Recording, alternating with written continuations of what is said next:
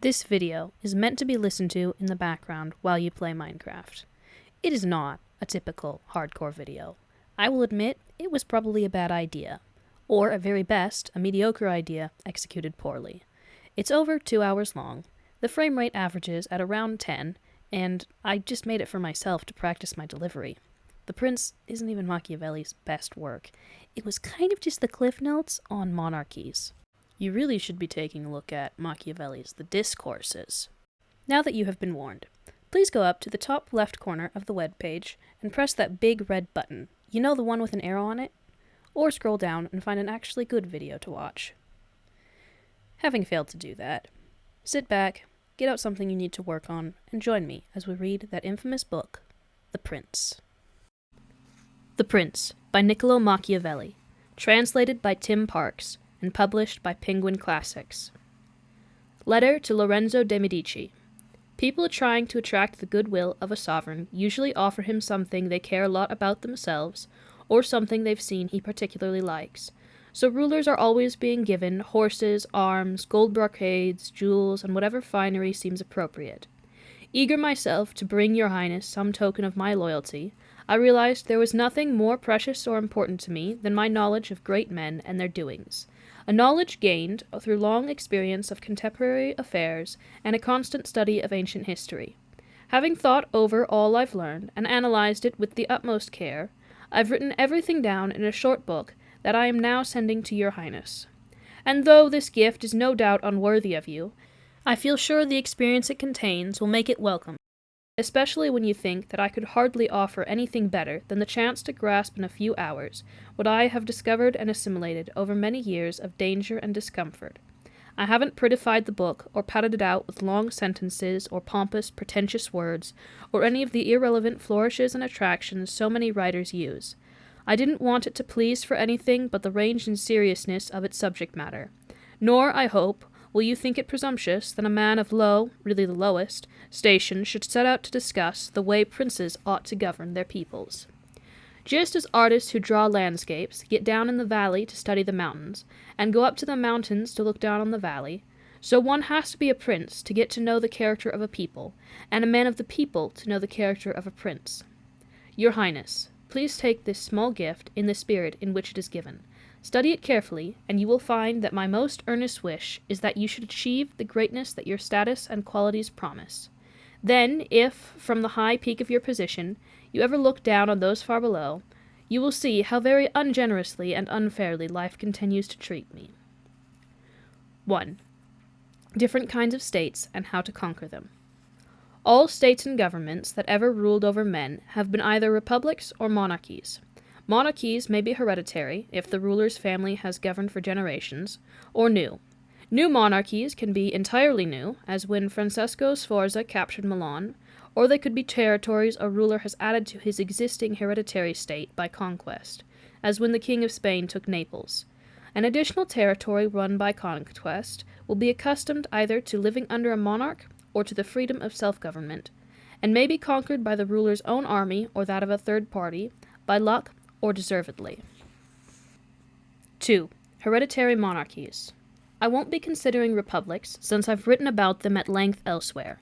Instead, I'll concentrate on monarchies, taking the situations mentioned above and discussing how each kind of state can best be governed and held. So I'll begin by noting that hereditary monarchies, where people have long been used to the ruler's family, are far easier to hold than new ones. All a monarch need do is avoid upsetting the order established by his predecessors, trim policies to circumstances when there is trouble, and, assuming he is of average ability, he will keep his kingdom for life. Only extraordinary and overwhelming force will be able to take it off him, and even then he'll win it back as soon as the occupying power runs into trouble. An example of this situation in Italy is the Duchy of Ferrara. In 1484 and 1510, the duchy was briefly conquered by foreign powers. First the Venetians, then Pope Julius. But these defeats had nothing to do with the territory having a well-established ruling family. A ruler who inherits power has less reason or need to upset his subjects than a new one, and as a result is better loved. If he doesn't go out of his way to get himself hated, it's reasonable to suppose his people will wish him well. When a dynasty survives for generations, memories fade, and likewise motives for change. Upheaval, on the contrary, always leaves the scaffolding for building further change. 3. Mixed monarchies. When a monarchy is new, things are harder. If not entirely new, but a territory added to an existing monarchy, let's call this overall situation mixed.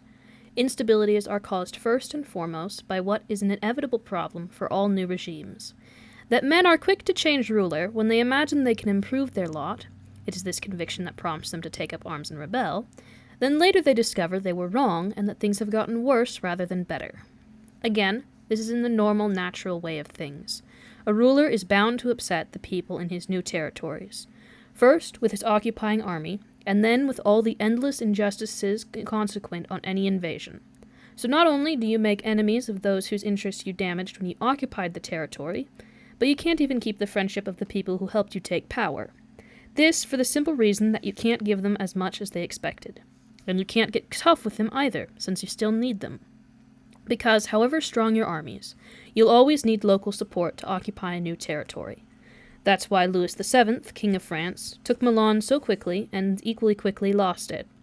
The first time this happened, Duke Ludovico was able to retake the city with his own forces, because the people who had previously opened the gates to Louis saw their mistake, realized they wouldn't be getting the benefits they hoped for, and didn't want to submit to the harsh conditions imposed by the new king. Of course, when a king returns to win back a territory that has rebelled like this, he is less likely to lose it a second time. Having learned from the rebellion, he'll have fewer scruples when it comes to punishing troublemakers, interrogating suspects, and strengthening any weak points in his defenses. So while the first time Louis invaded Milan, it took no more than a little sword rattling along the borders from Ludovico to force retreat, and the second time it would take the whole world to defeat his armies and drive them out of Italy. This for the reasons listed above.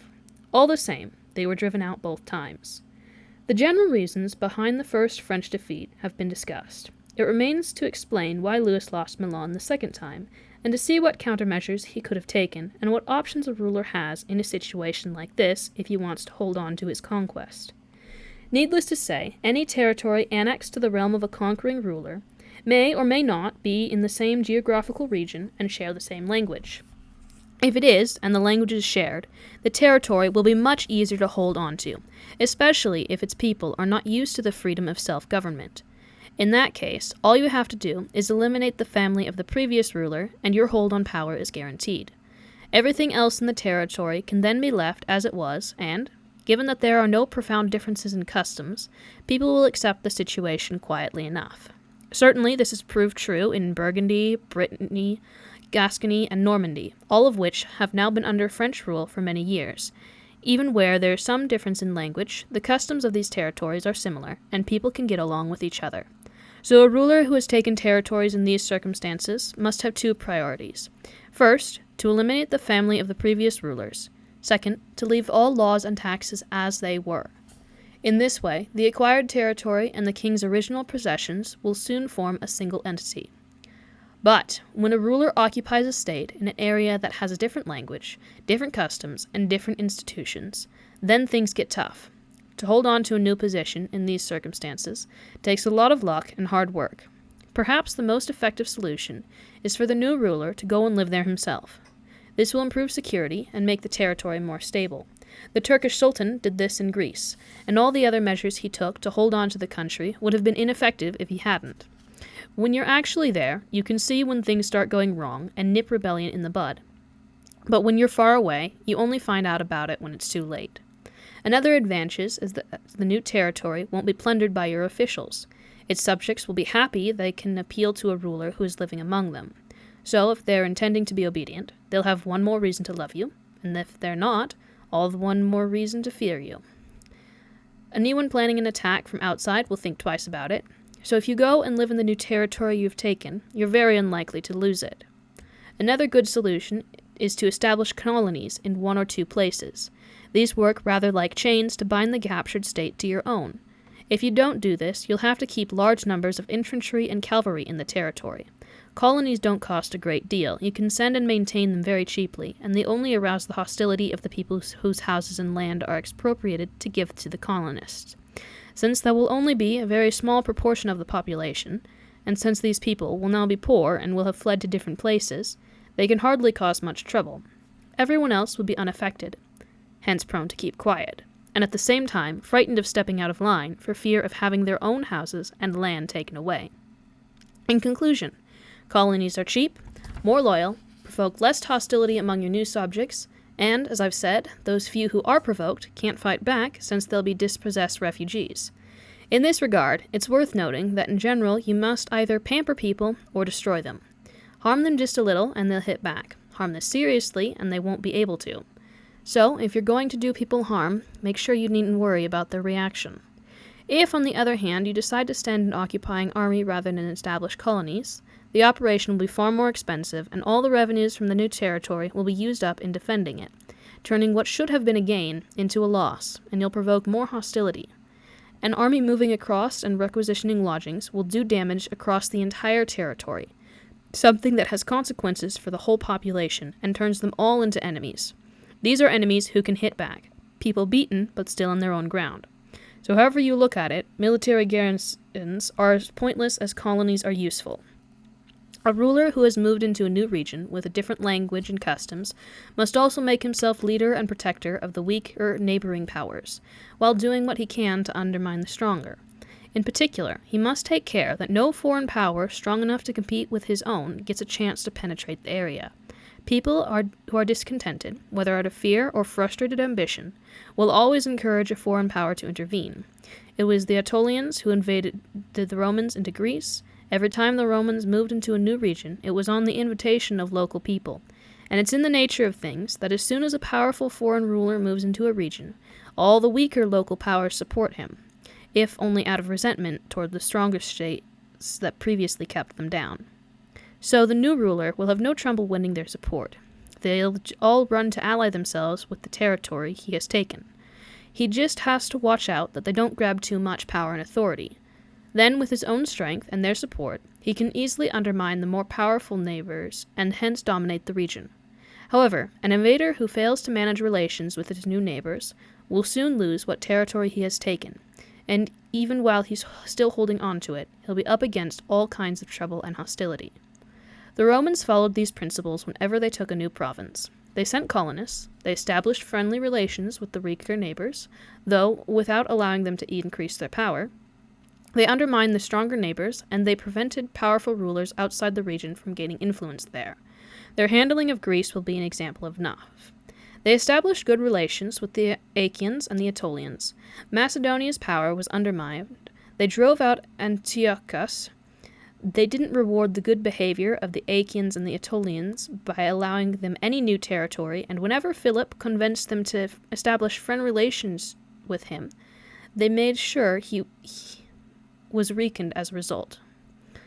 Antiochus, for all his strength, was never allowed any influence in the region. The Romans were simply doing what all wise rulers must, not restricting themselves to dealing with the present threats, but using every means at their disposal to foresee and forestall future problems as well. Seen in advance, trouble is easily dealt with. Wait until it's on top of you, and your reaction will come too late. The malaise is already irreversible. Remember what the doctors tell us about tuberculosis. In its early stages, it's easy to cure and hard to diagnose, but if you don't spot it and treat it, as time goes by, it gets easy to diagnose and hard to cure. So it is with affairs of state. See trouble in advance, but you have to be shrewd, and you can clear it up quickly. Miss it, and by the time it's big enough for everyone to see it, it will be too late to do anything about it. However, since they had this capacity for seeing a threat in advance, the Romans always knew how to respond. They never put off a war when they saw trouble coming. They knew it couldn't be avoided in the long run, and that the odds would simply shift in the favor of their enemies. They chose to fight Philip and Antiochus in Greece, so as to not have to fight them in Italy. They could have put off both wars, but they didn't. They never took line our pundits are constantly giving us today. Relax, time is on your side. But rather, they put their faith in their own foresight and spirit. Time hurries everything on, and can just as easily make things worse as better. But let's get back to the King of France, and see if he took any of the measures we've been discussing. And when I say the king, I mean Louis, not Charles, since Louis held the territory in Italy for longer than Charles, and it's easier to see what his methods were. You'll notice that he did the opposite of what a ruler must do to hold on to the conquests in a region whose customs and language differ from those of his home region. It was Venetian ambitions that brought Louis into Italy. The Venetians planned to take half of Lombardy, while he seized the other half. I'm not going to criticize Louis for agreeing to this. He wanted to get a first foothold into Italy. He didn't have any friends in the region. On the contrary, thanks to King Charles before him, all the doors were barred. So he was forced to accept what allies he found. And the arrangement would have worked if he hadn't made mistakes in other departments. Taking Lombardy, the king recovered in one blow the reputation that Charles had lost. Genoa surrendered, the Florentines offered an alliance, the Marquis of Monta, the Duke of Ferrara, Bentivogli of Bologna, Caterina Sforza of Orly, the lords of Firenze, Pesaro, Rimini, Camerino, and Piombino, as well as the republics of Lucca, Pisa, and Siena, all queued up to make friends, at which point the Venetians were in a position to see how rash they had been when they had proposed the initial deal. For 2 towns in Lombardy, they had made Louis king over a third of Italy. Think how easily Louis could have been held on to his position in Italy if he had observed the rules outlined above, and guaranteed security and protection to all those friends. There were so many of them, and they were so weak and frightened, either of Venice or Rome, that they were simply forced to side with Louis. Then, with their help, he could have easily defended himself against all the states that were still powerful. But no sooner had he arrived in Milan than Louis did the opposite. He helped Pope Alexander to invade Romagna. He didn't see that this decision weakened his own position, losing him friends and the support of those who had run into him for help, while reinforcing the Pope, adding temporal dominion to the spiritual power that already gives the Pope so much authority. Having made that first mistake, he was dragged in deeper, since, to curb Alexander's ambitions and to prevent him from taking control of Tuscany, he was forced to advance further into Italy himself. Not content with having lost friends and increased the power of the church, he was eager now to get a hold of the kingdom of Naples, and so made an agreement to split it with the King of Spain. Until then, Louis had been the dominant power in Italy. But this move introduced another equally great power into the peninsula, with the result that anyone in the region who had ambitions or was disgruntled with Louis now had someone else to turn to. Louis could have kept Naples under a client king, but instead he kicked the man out and brought in a king who was powerful enough to kick him out. The desire to conquer more territory is really a very natural, ordinary thing, and whenever men have the resources to do so, they'll always be praised, or at least not blamed. But when they don't have the resources, yet carry on regardless, then they're at fault and deserve what blame they get. If Louis was in a position to capture the King of Naples with his own forces, then he should have gone ahead and done it. If he wasn't, he certainly should have split the territory with another king. Sharing Lombardy with the Venetians was forgivable, in that it gave him a foothold in Italy, but there was nothing necessary about sharing Naples with Spain, and hence it was a mistake. So Louis made 5 mistakes. He eliminated the weaker states. He enhanced the power of one of Italy's stronger states. He brought in an extremely powerful foreign king. He didn't go to live into the territory he acquired, and he didn't establish colonies there. All the same, these mistakes might not have done serious damage during his lifetime, had he not now made a 6th by stripping Venice of its power. Of course, if he hadn't increased the Pope's power and brought Spain into Italy, it would have been quite reasonable and even necessary to cut the Venetians down to size. But, having taken those early decisions, he should never have reduced Venice to such a state of weakness. As long as Venice was militarily strong, no one else was going to try to take Lombardy from the French. The Venetians wouldn't have allowed another state to attack the region, unless they were going to get the territory themselves. And the other states would never have wanted to take Lombardy from France if it meant giving it to Venice. Plus, they never would have had the courage to confront France and Venice together. Someone might object, but Louis gave Romagna to Pope Alexander and Naples to Spain to avoid war, in which case, let me repeat what I said earlier. You must never fail to respond to trouble just to avoid war, because in the end, you won't avoid it. You'll just be putting it off to your enemy's advantage. Somebody else might insist that Louis had promised the Pope he would attack Venice on his behalf in return for the Pope granting the French king a divorce and making the Archbishop of Rouen a cardinal. In this case, let me refer the reader to what I'll be saying later about when rulers should, or then again shouldn't, keep their promises. So Louis lost Lombardy because he didn't take the measures others have taken when they conquered territory and were determined to hold on to it. There's nothing mysterious about this. It's all very normal and reasonable. In fact, I discussed the matter in Nantes with the Cardinal of Rouen when Duke Valentino, that was what people used to call Cesare Borgia, Pope Alexander's son, was invading Romagna. And when the Cardinal told me that the Italians knew nothing of war, I told him that the French knew nothing of politics. Because if they did, they wouldn't be letting the Pope grow so powerful. As it turned out, it was Rome and Spain, the two states whose power in Italy France had built up, that proved France's downfall, from which we can infer a general rule that always holds, or almost always. That to help another ruler grow powerful is to prepare your own ruin, because it takes flair or military strength to build up a new power, and both will seem threatening to the person who has benefited from them. 4. Conquered by Alexander the Great, the kingdom of Darius did not rebel against his successors after his death. Why not? Now that we've seen how difficult it is to hold on to recently acquired territory, some readers will be surprised to recall what happened when Alexander the Great conquered Asia in just a few years, then died very soon after his victory was complete. You would have thought the whole area would have rebelled. Yet, Alexander's successors held on to it, and the only trouble they had arose from their own personal ambitions and infighting. To explain this situation, let us start by remembering that all monarchies on record have been governed in one of two ways, either by a king and the servants he appoints as ministers to run his kingdom, or by a king and a number of barons who are not appointed by the king, but hold on to their positions thanks to hereditary privilege. These barons have their own lands and their own subjects who recognize the barons as their masters and are naturally loyal to them. Where a state is governed by a king and his ministers, the king is more powerful, since he is the only person in the state to whom people recognize as superior. When they obey someone else, it is only because he is a minister or official and they have no special loyalty to him. Examples of these two forms of government in our own times are Turkey and France. The whole of Turkey is governed by one ruler, or sultan.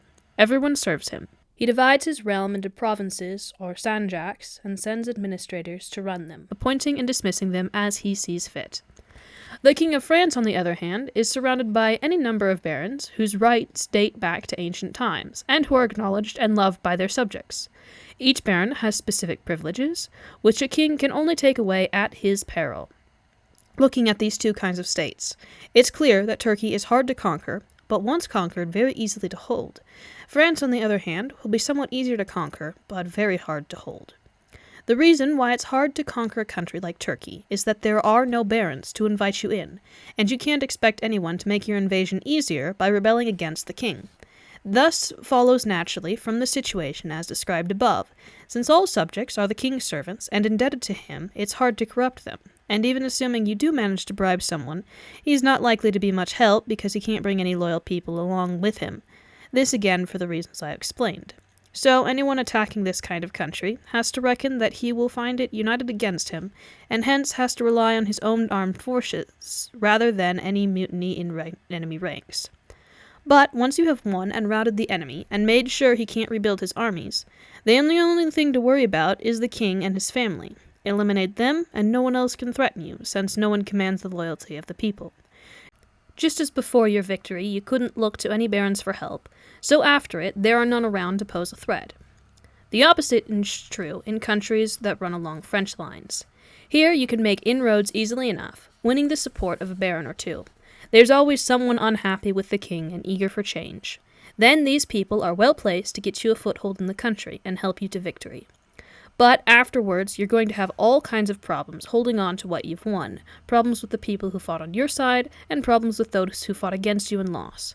This time, it won't be enough to eliminate the king's family, because there will always be barons ready to assume authority when circumstances swing their way, and since you can never give them everything they want, and never eliminate them all, you'll lose the territory you took as soon as your enemies get an opportunity to rebel. If we go back now to the kingdom of Darius, we'll find that it was of the Turkish variety. So Alexander first had to defeat its entire army and get control of the country. But once he had done that, and once Darius was dead, he was securely in command for the reasons cited above. And if his successors had been united, they could have run the region without any worries. In fact, the only trouble was the infighting they started themselves. But states organized in the French way can never be held so easily. The frequent uprisings against Roman power in Spain, Gaul, and Greece, for example, were the result of those regions being internally divided into so many principalities. As long as people remembered their old loyalties to local lords, Rome was never in complete control. But once the power and permanence of empire had extinguished those loyalties, then Rome became the undisputed master of the region. In fact, when the Romans started fighting among themselves, each warring commander was able to bring the province he was running into the conflict on his side, since once the families of the old local rulers had been eliminated, the only loyalty the people recognized was Rome's representative. When you take all this into account, it's really not surprising how easy it was for Alexander to hold Asia, nor how hard it was for many others, Pyrrhus for example, to hold on to the other territories they took. It wasn't a question of the abilities of each particular conqueror, but of the different kinds of state they had invaded. 5. How to govern cities and states that were previously self-governing. When the states you invade have been accustomed to governing themselves without a monarch and living in freedom under their own laws, then there are 3 ways of holding on to them. The first is to reduce them to rubble. The second is to go and live there yourself. The third is to let them go on living under their own laws, make them pay you a tax, and install a government of just a few local people to keep the state as a whole friendly. Since this government has been set up by the invading ruler, its members know they can't survive without his support, and will do everything they can to defend his authority. Once you've decided not to destroy it, the best way to hold a previously self-governing city is with the help of its own citizens. Let's take our examples from Sparta and Rome. The Spartans held Athens and Thebes by setting up a government run by a few local people. But in the end they lost these towns. The Romans razed Capua, Carthage, and Numantia to the ground, and that way held on to them. They tried to hold Greece in much the same way the Spartans had, granting it self-government and leaving it with its own laws. But it didn't work, and eventually they were forced to destroy quite a number of cities so as to keep hold of the region as a whole. The truth is that the only sure way to hold a place is to destroy them. If you conquer a city accustomed to self-government and opt not to destroy it, you can expect it to destroy you. Rebelling, its people will always rally to this cry of freedom and the inspiration of their old institutions. It doesn't matter how long they've been occupied or how benevolent the occupation, these things will never be forgotten. Whatever you do, whatever measures you take, if the population hasn't been routed and dispersed so that its freedoms and traditions are quite forgotten, they will rise up to fight for those principles at the first opportunity, just as the Pisans did after 100 years of Florentine dominion. But when a people has been accustomed to living under a ruler, and the ruler's family has been eliminated, then, since they're used to obeying but now have no one to follow, they won't be able to choose a new leader from among themselves, nor to live in freedom without one, so they'll be slower to rebel, and an invader can win them over and gain their loyalty more easily. Republics, on the other hand, have more life in them, more hatred, and a greater thirst for revenge. Their memory of old freedoms lingers on, and won't let them rest. In these cases, your only options are to reduce the place to rubble, or go and live there yourself. 6. States won by the new ruler's own forces and abilities. In the following discussion dealing with states, where both the ruler and the form of government are entirely new, no one should be surprised if I choose to cite the most impressive examples. The fact is that although people almost always proceed by imitation, following in another man's footsteps, you can never tread a model's path or reproduce his qualities exactly. So, if you're sensible, you set out to follow a trail blazed by someone who was truly great, someone really worth imitating, so that even if you're not on the same level yourself, at least you reflect a little of his brilliance.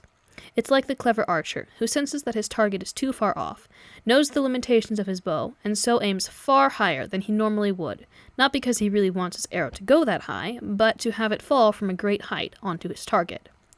So let's start by saying that when it comes to entirely new regimes, where a new ruler has seized the state, the ease or difficulty of his stayings in power will be in proportion to his abilities or failings. And since you can't go from being an ordinary citizen to a ruler without either talent or favorable circumstances, we must suppose that one or the other of these factors will be offsetting, at least in part, a great many difficulties. That said, those who haven't relied too much on lucky circumstances have lasted longer. Another positive factor is that since in this case the ruler doesn't already possess another state, he will be forced to live in his new territory. But to turn to those who became rulers through their own qualities rather than luck. No doubt the most impressive are Moses, Cyrus, Romulus, Theseus, and such like figures. And though we can hardly say much about Moses, since he merely carried out God's orders, all the same we have to admire him for the grace that made him worthy of God's attention. But let's look at Cyrus and other men who won and founded kingdoms. We'll find that they are all admirable, and when we look into the specific actions each took and the institutions they established, we'll see that they don't differ that much from what Moses did under divine guidance. Analyzing their lives and achievements, we notice that the only part luck played was in giving them an initial opportunity. They were granted the raw material and had the chance to mold it into whatever shape they wanted. Without this opportunity, their talent would have gone unused, and without their talent, the opportunity would have gone begging. So, if Moses hadn't found the people of Israel in Egypt, enslaved and oppressed and in need of a leader to get them out of the situation, they would never have been willing to follow him. If Romulus hadn't been abandoned at birth and chosen to leave Alba Longa, how could he have become king and founder of Rome? If Cyrus hadn't found the Persians ready to rebel against the occupation of the Medes, and the Medes undisciplined and effeminate for a long period of peace, he couldn't have achieved what he did. And Theseus could hardly have shown his qualities if the Athenians hadn't first been defeated and dispersed. These opportunities made these men's fortunes, and it was because of their remarkable qualities that they were able to recognize and grasp the opportunities, bringing glory and even greater good fortune to their countries. These men, and others like them who rise to sovereignty through their own abilities, face all kinds of difficulties when setting up their state, but then hold on to them fairly easily. The initial difficulties depend in large part on the fact that in order to establish their government and guarantee its security, they have to impose a new administrative system and new procedures. Here, we have to bear in mind that nothing is harder to organize, more likely to fail, or more dangerous to see through than the introduction of a new system of government. The person bringing in the changes will make enemies of everyone who is doing well under the old system, while the people who stand to gain from the new arrangement will not offer wholehearted support, partly because they are afraid of their opponents, who still have the laws on their side, and partly because people are naturally skeptical. No one really believes in change until they've had solid experience of it. So, as soon as the opponents of the new system see a chance, they'll go on the offensive with the determination of an embattled faction, while its supporters will only offer half-hearted resistance, something that will put the new ruler's position at risk too. To get a better grasp of the problem, we have to ask, is the leader introducing the changes relying on his own resources, or does he depend on other people's support? That is, does he have to beg help to achieve his goals, or can he impose them? If he's begging help, he is bound to fail and will get nowhere. But if he's got his own resources and can impose his plans, then it's unlikely he'll be running serious risk. This is why the visionary who has armed force on his side has always won through, while unarmed, even your visionary is always a loser. Because on top of everything else, we must remember that the general public's mood will swing. It's easy to convince people of something, but it's hard to keep them convinced. So when they stop believing in you, you must be in a position to force them to believe. Moses, Cyrus, Theseus, and Romulus couldn't have gotten people to respect their new laws for as long if they hadn't possessed armed force. We saw what happened in our own times to Girolamo Savonarola. He was overthrown along with all his reforms when people stopped believing in him. He had no way of keeping the initial believers on board or forcing the skeptical to see light. But any new ruler bringing in changes will have to deal with huge obstacles and dangers, mostly in the early stages, and must overcome them with his own abilities. Once he's done that and eliminated those who resented his achievements, so that people start to respect and admire him, then he can enjoy his power in safety and will live honored and fulfilled. I've mentioned 4 exceptional leaders, but now I want to bring in a lesser man, Hero of Syracuse, who nevertheless had some of the same qualities as the others, and will serve as an example of a whole category. Originally an ordinary citizen, Hero became king of Syracuse. Once again, the only luck he had lay in the initial situation. Under threat from Carthage, the Syracusans elected him as their military commander, and he was so successful they then made him king. In fact, even as a private citizen, he was so capable that one writer said of him, "He had all it takes to be a king, except a kingdom." Hero disbanded the existing army and mustered a new one. He broke off old alliances and made new ones. That way, with his own soldiers and his own allies to support him, he had laid the foundation for building whatever he wanted. So it cost him considerable effort to establish his power, but very little to hold on to it. 7.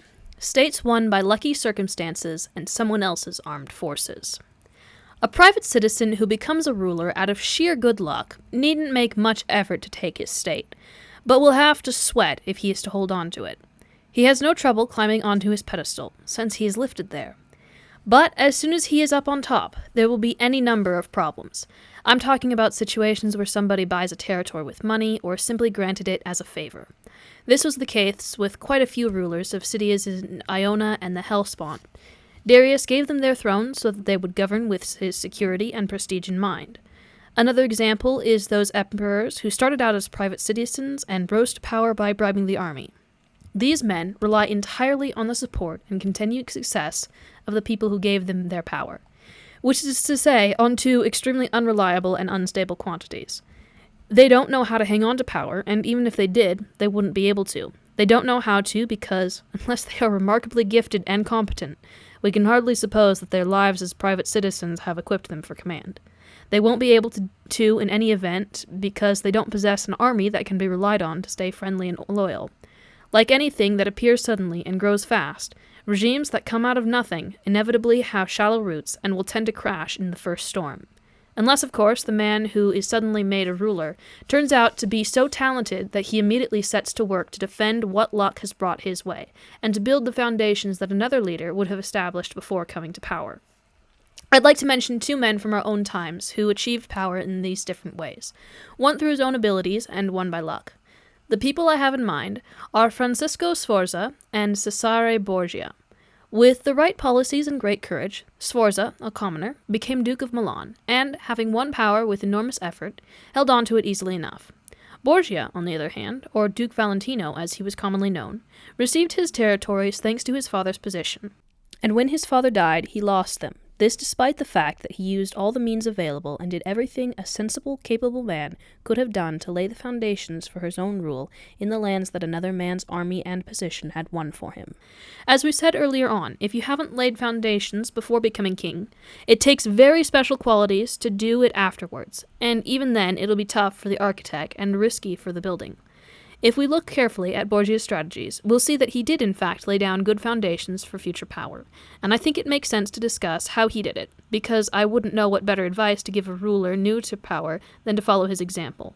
If his efforts eventually came to nothing, it was not due to his own shortcomings, but to an extraordinary run of bad luck. When Pope Alexander VI decided to turn his son into a powerful duke, he faced all kinds of obstacles, present and future. First, he couldn't see how he could make him a ruler of anywhere that wasn't church territory.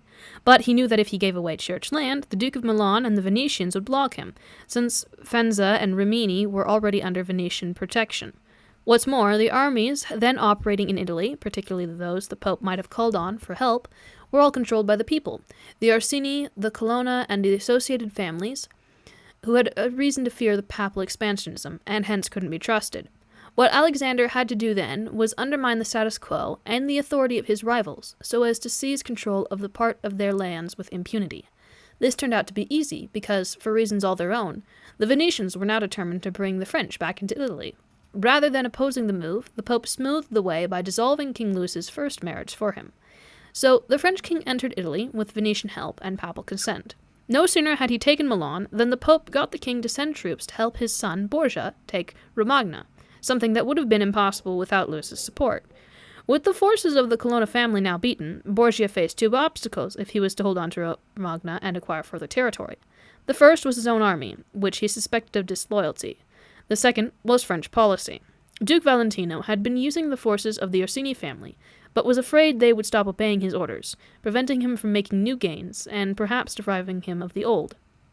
And he had the same worries about the King of France. His doubts about the Orsinis were confirmed when, after taking Faenza, he attacked Bologna and saw soldiers anything but enthusiastic. Louis's position became clear when, having taken Urbino, Borgia advanced toward Tuscany, only to have the French king insist he turn back. After that, he decided never to rely on other people's armies and authority again. So, first of all, he weakened the Orsini and Colonna factions in Rome by luring the noblemen who supported them over to his side with generous salaries and military and political appointments in line with each man's rank. In a few months, old loyalties were forgotten, and they were all for the Duke.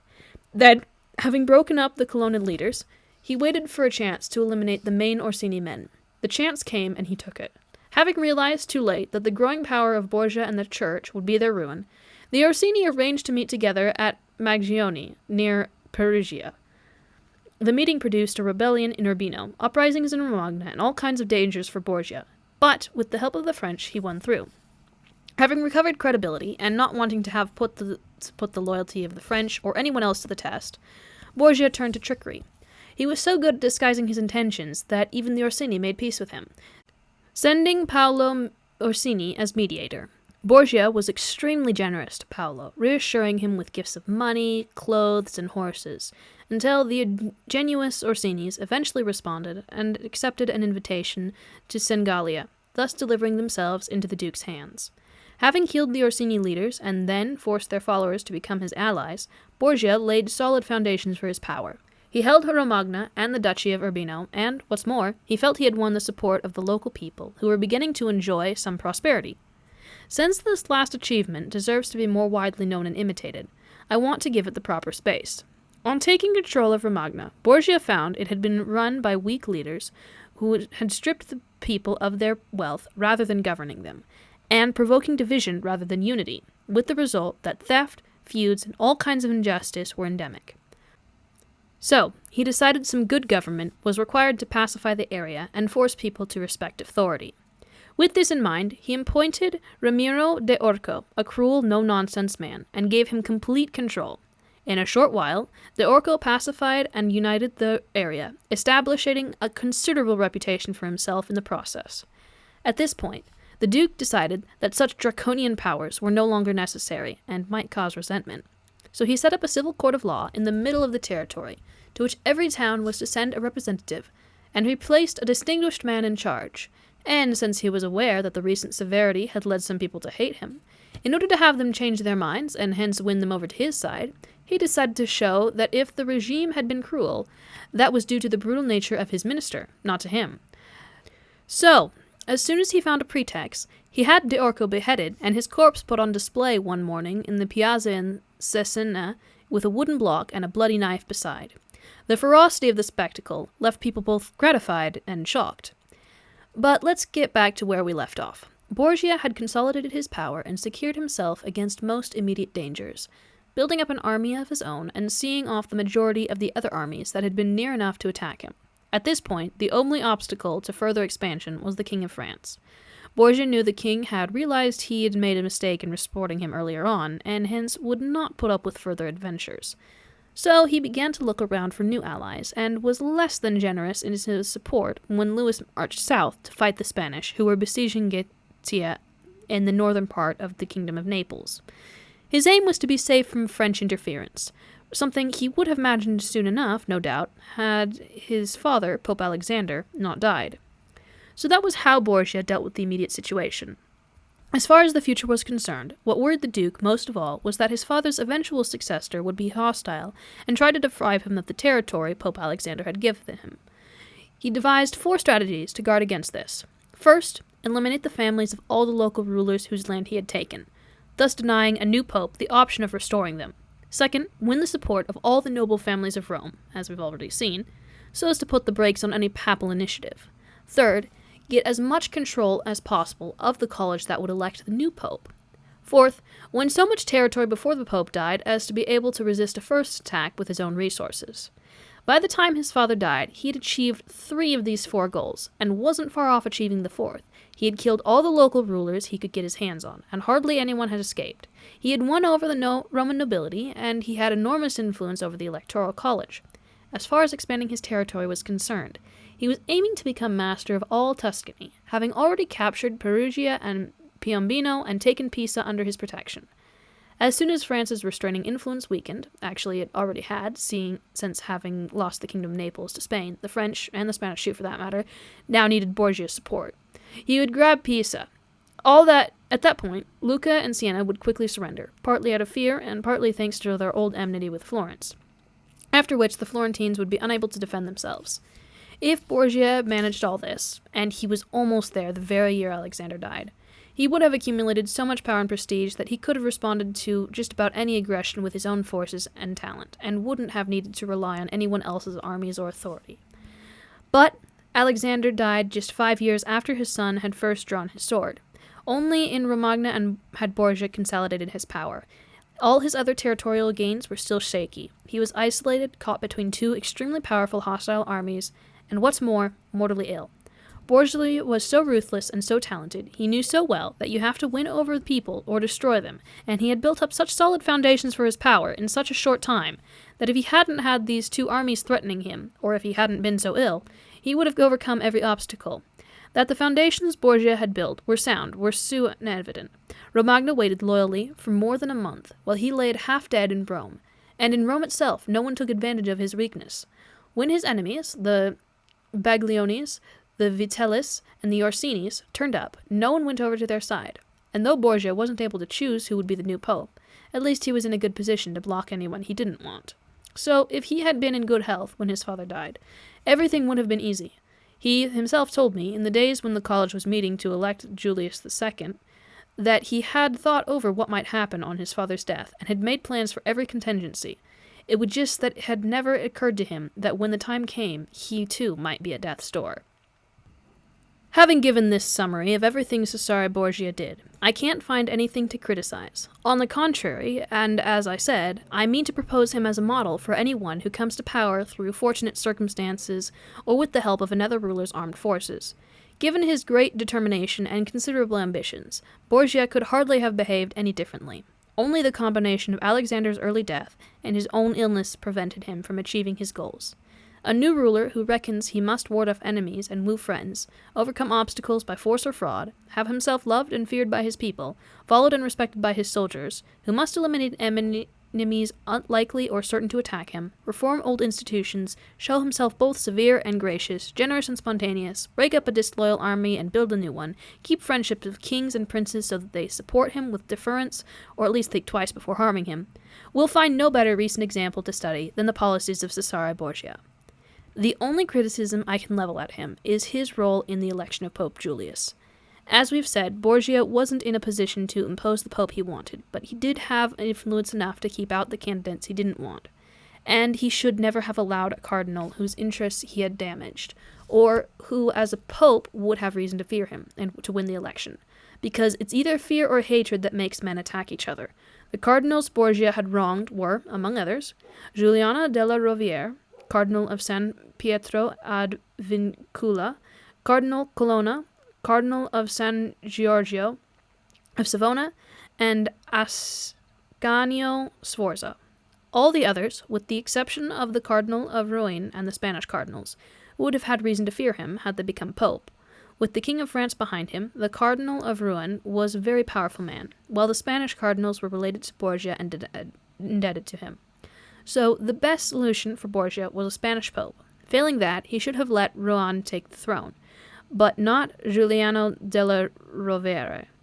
Anyone who thinks that an important man will forget past grievances just because he's received some new promotion must think again.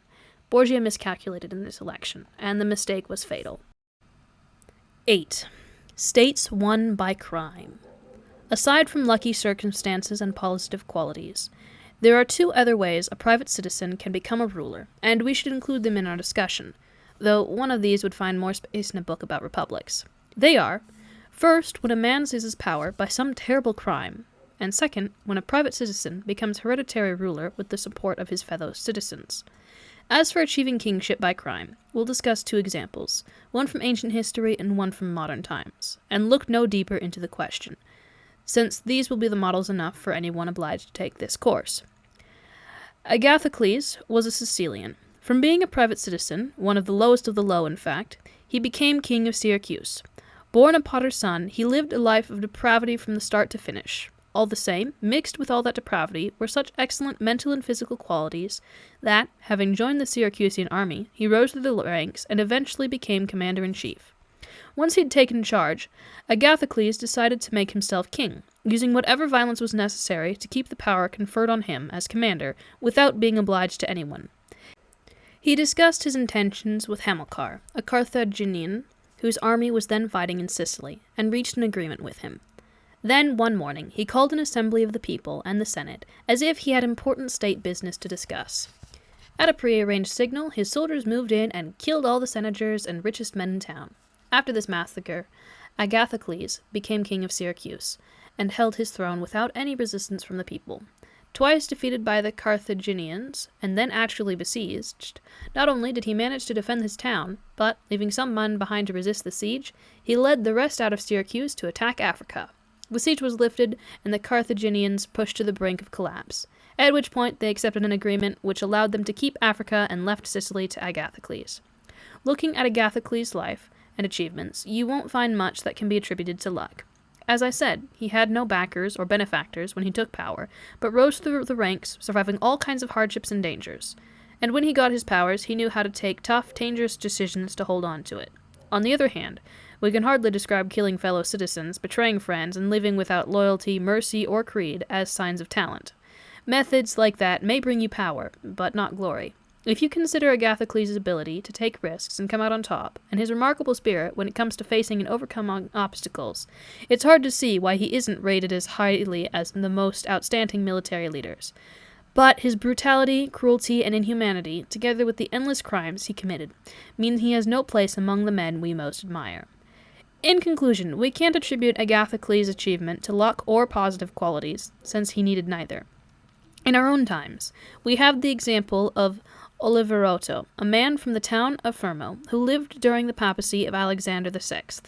Orphaned of his father while still very young, Oliverotto was brought up by his uncle, Giovanni Fogliani, who had him join the army under Paolo Vitelli in the hope of that, with military discipline, he would rise to a high rank.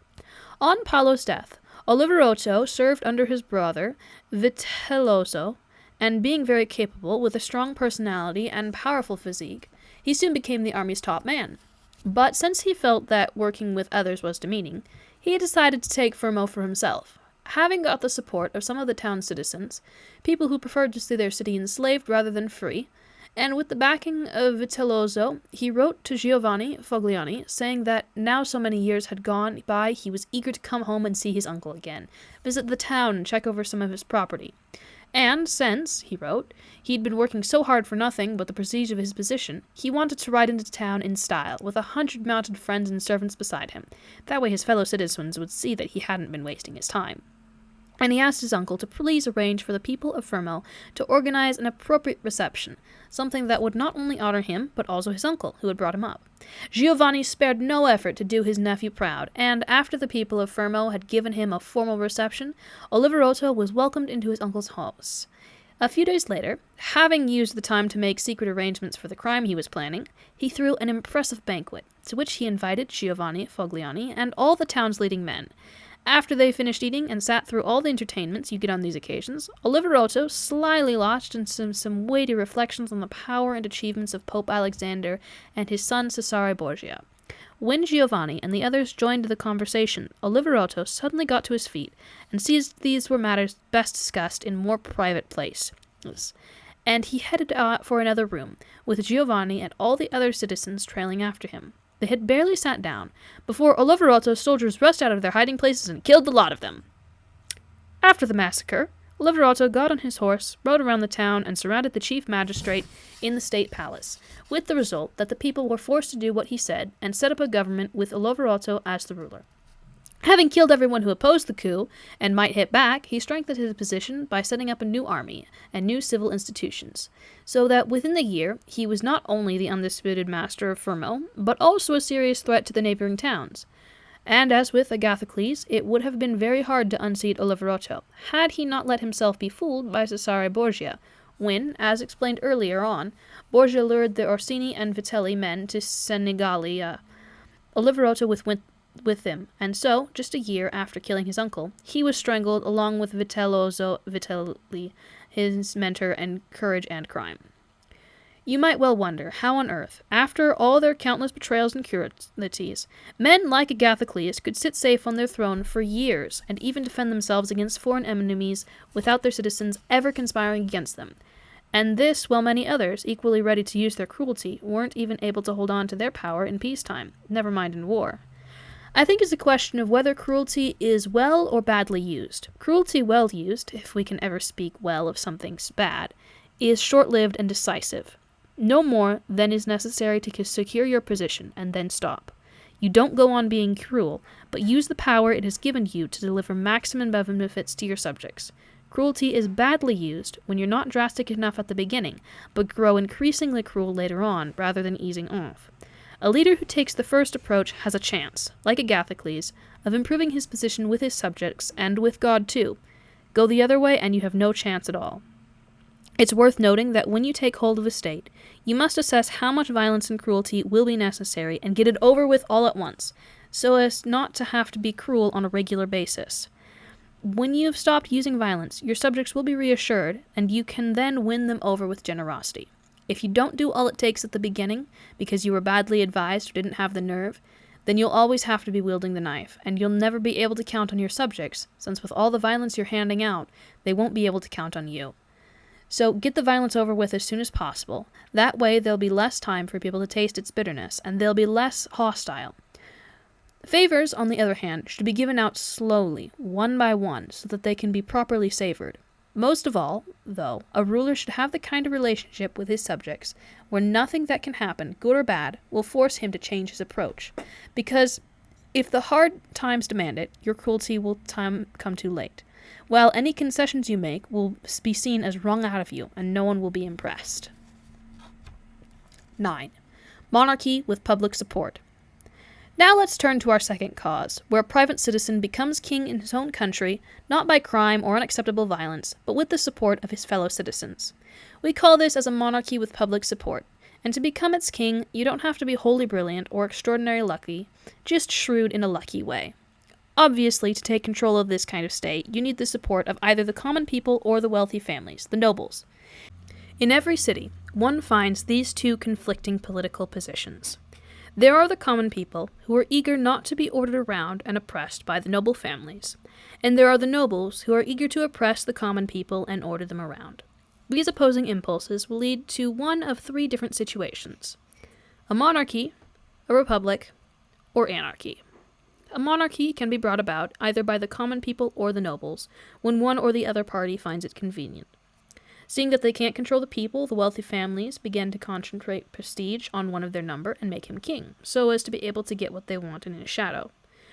Likewise, the people, seeing as they can't resist the power of the nobles, concentrate prestige on one citizen and make him king so that his authority will protect them. A king who comes to power with the help of the rich nobles will have more trouble keeping it than the one who gets there with the support of the people, because he will be surrounded by men who consider themselves his equals, and that will make it hard for him to give them orders or to manage affairs as he wants. But a man coming into power with the support of the common people holds it alone and has no one, or hardly anyone, around him who's unwilling to obey. What's more, you can't in good faith give the nobles what they want without doing harm to others. But you can with the people, because the people's aspirations are more honorable than those of the nobles. The nobles want to oppress the people, while the people want to be free from oppression. What's more, a king can never be safe if the common people are hostile to him, because there's so many of them.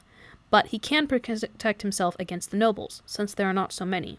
The worst a king can expect if the people turn hostile is that they will desert him. But when the nobles turn against him, he has to fear not only desertion, but direct attack. The nobles are smarter, they see further ahead. They always move early enough to save their skins, ingratiating themselves with whoever they think will turn out the winner.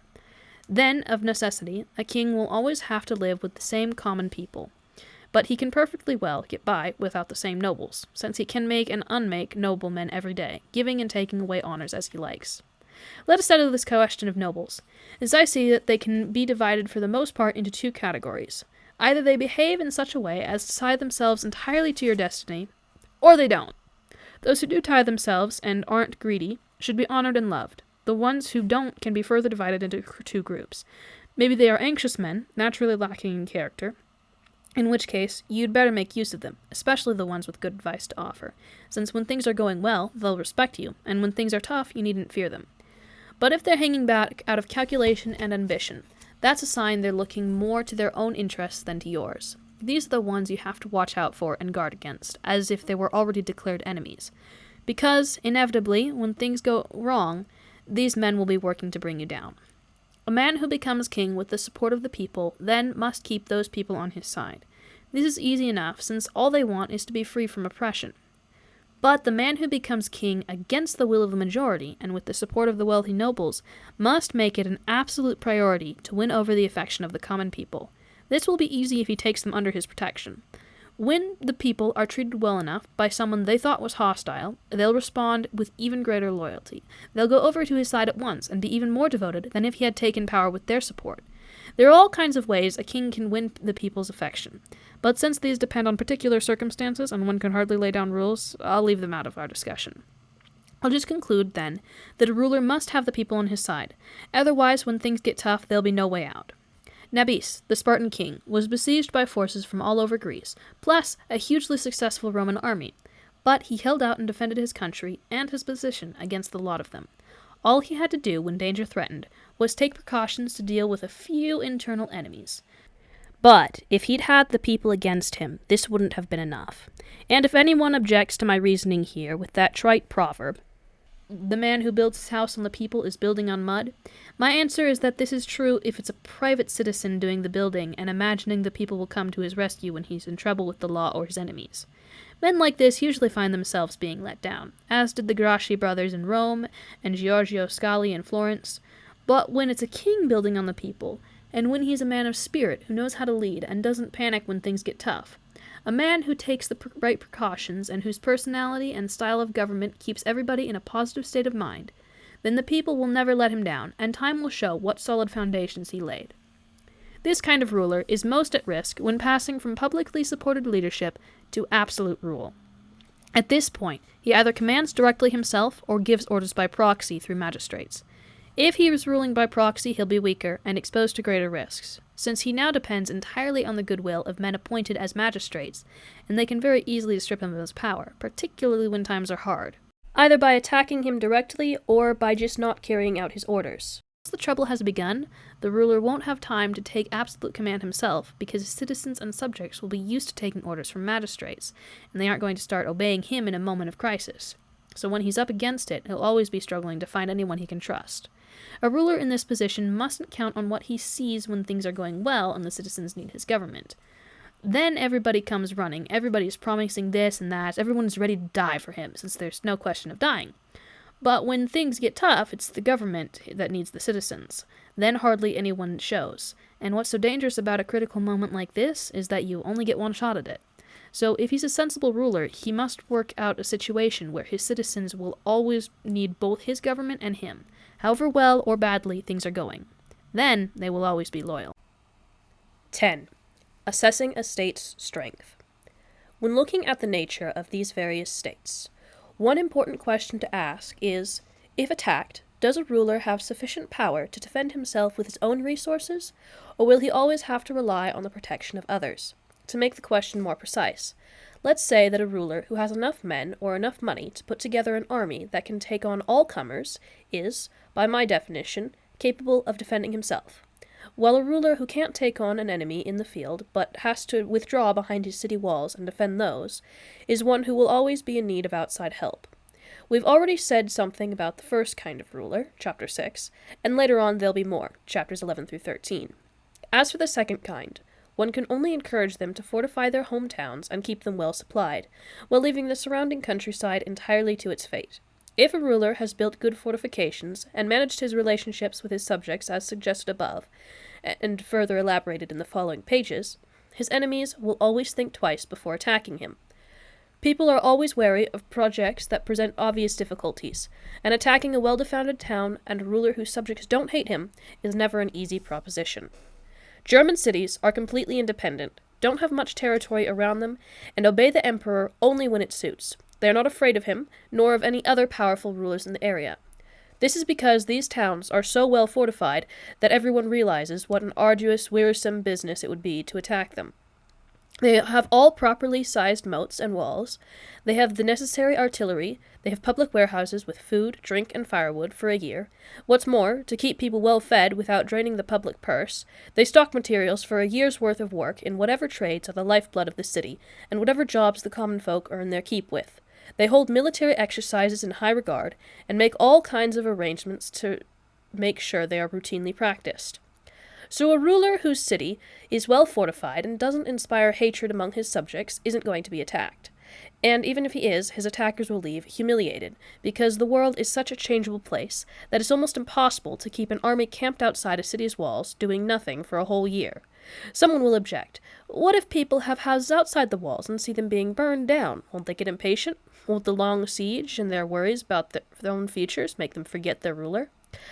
My answer is that a leader with power and personality will always get around problems like this. He can raise hopes that the siege won't last long. He can frighten people with stories about the enemy's cruelty. He can move quickly to block anyone who seems too hot-headed. Aside from this, it's obvious that the enemy is going to be burning and razing the countryside as he approaches this town, at a time when people are still enthusiastic and determined to resist. This actually gives the ruler less cause for concern, because a few days later, when hearts are cooling, the damage is already done. The blow struck, and there's no way back. As a result, people will rally around their ruler all the more. They'll see him as indebted to them because their houses have been burned and their property destroyed in his defense. It's human nature to tie yourself to a leader as much for the services you've done to him as the good he's done to you.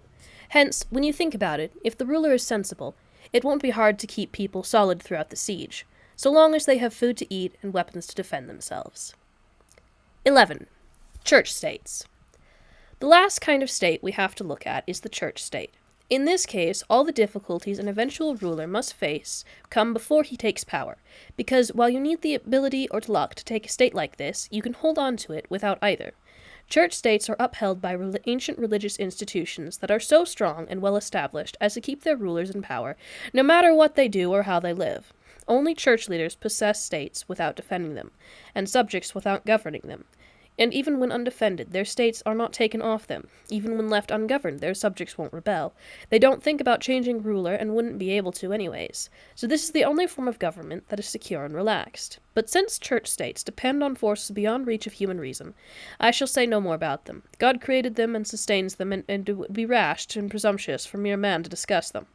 All the same, if someone were to ask me how the church state has increased its temporal power so dramatically in recent times, progressing from a situation prior to Pope Alexander, where even the most insignificant rulers of Italy hardly rated the church at all in temporal terms, to one where a pope can scare the king of France himself and chase him out of Italy and crush the Venetians, then I think it would be worthwhile sorting the facts out for the record, however well known they may already be. Before Charles, King of France, came down into Italy, the country was controlled by the Pope, the Venetians, the King of Naples, the Duke of Milan, and the Florentines. Necessarily, these powerful states had two main concerns: to keep foreign armies out of Italy, and to prevent each other from grabbing more territory. The Pope and the Venetians were the most eager expansionists.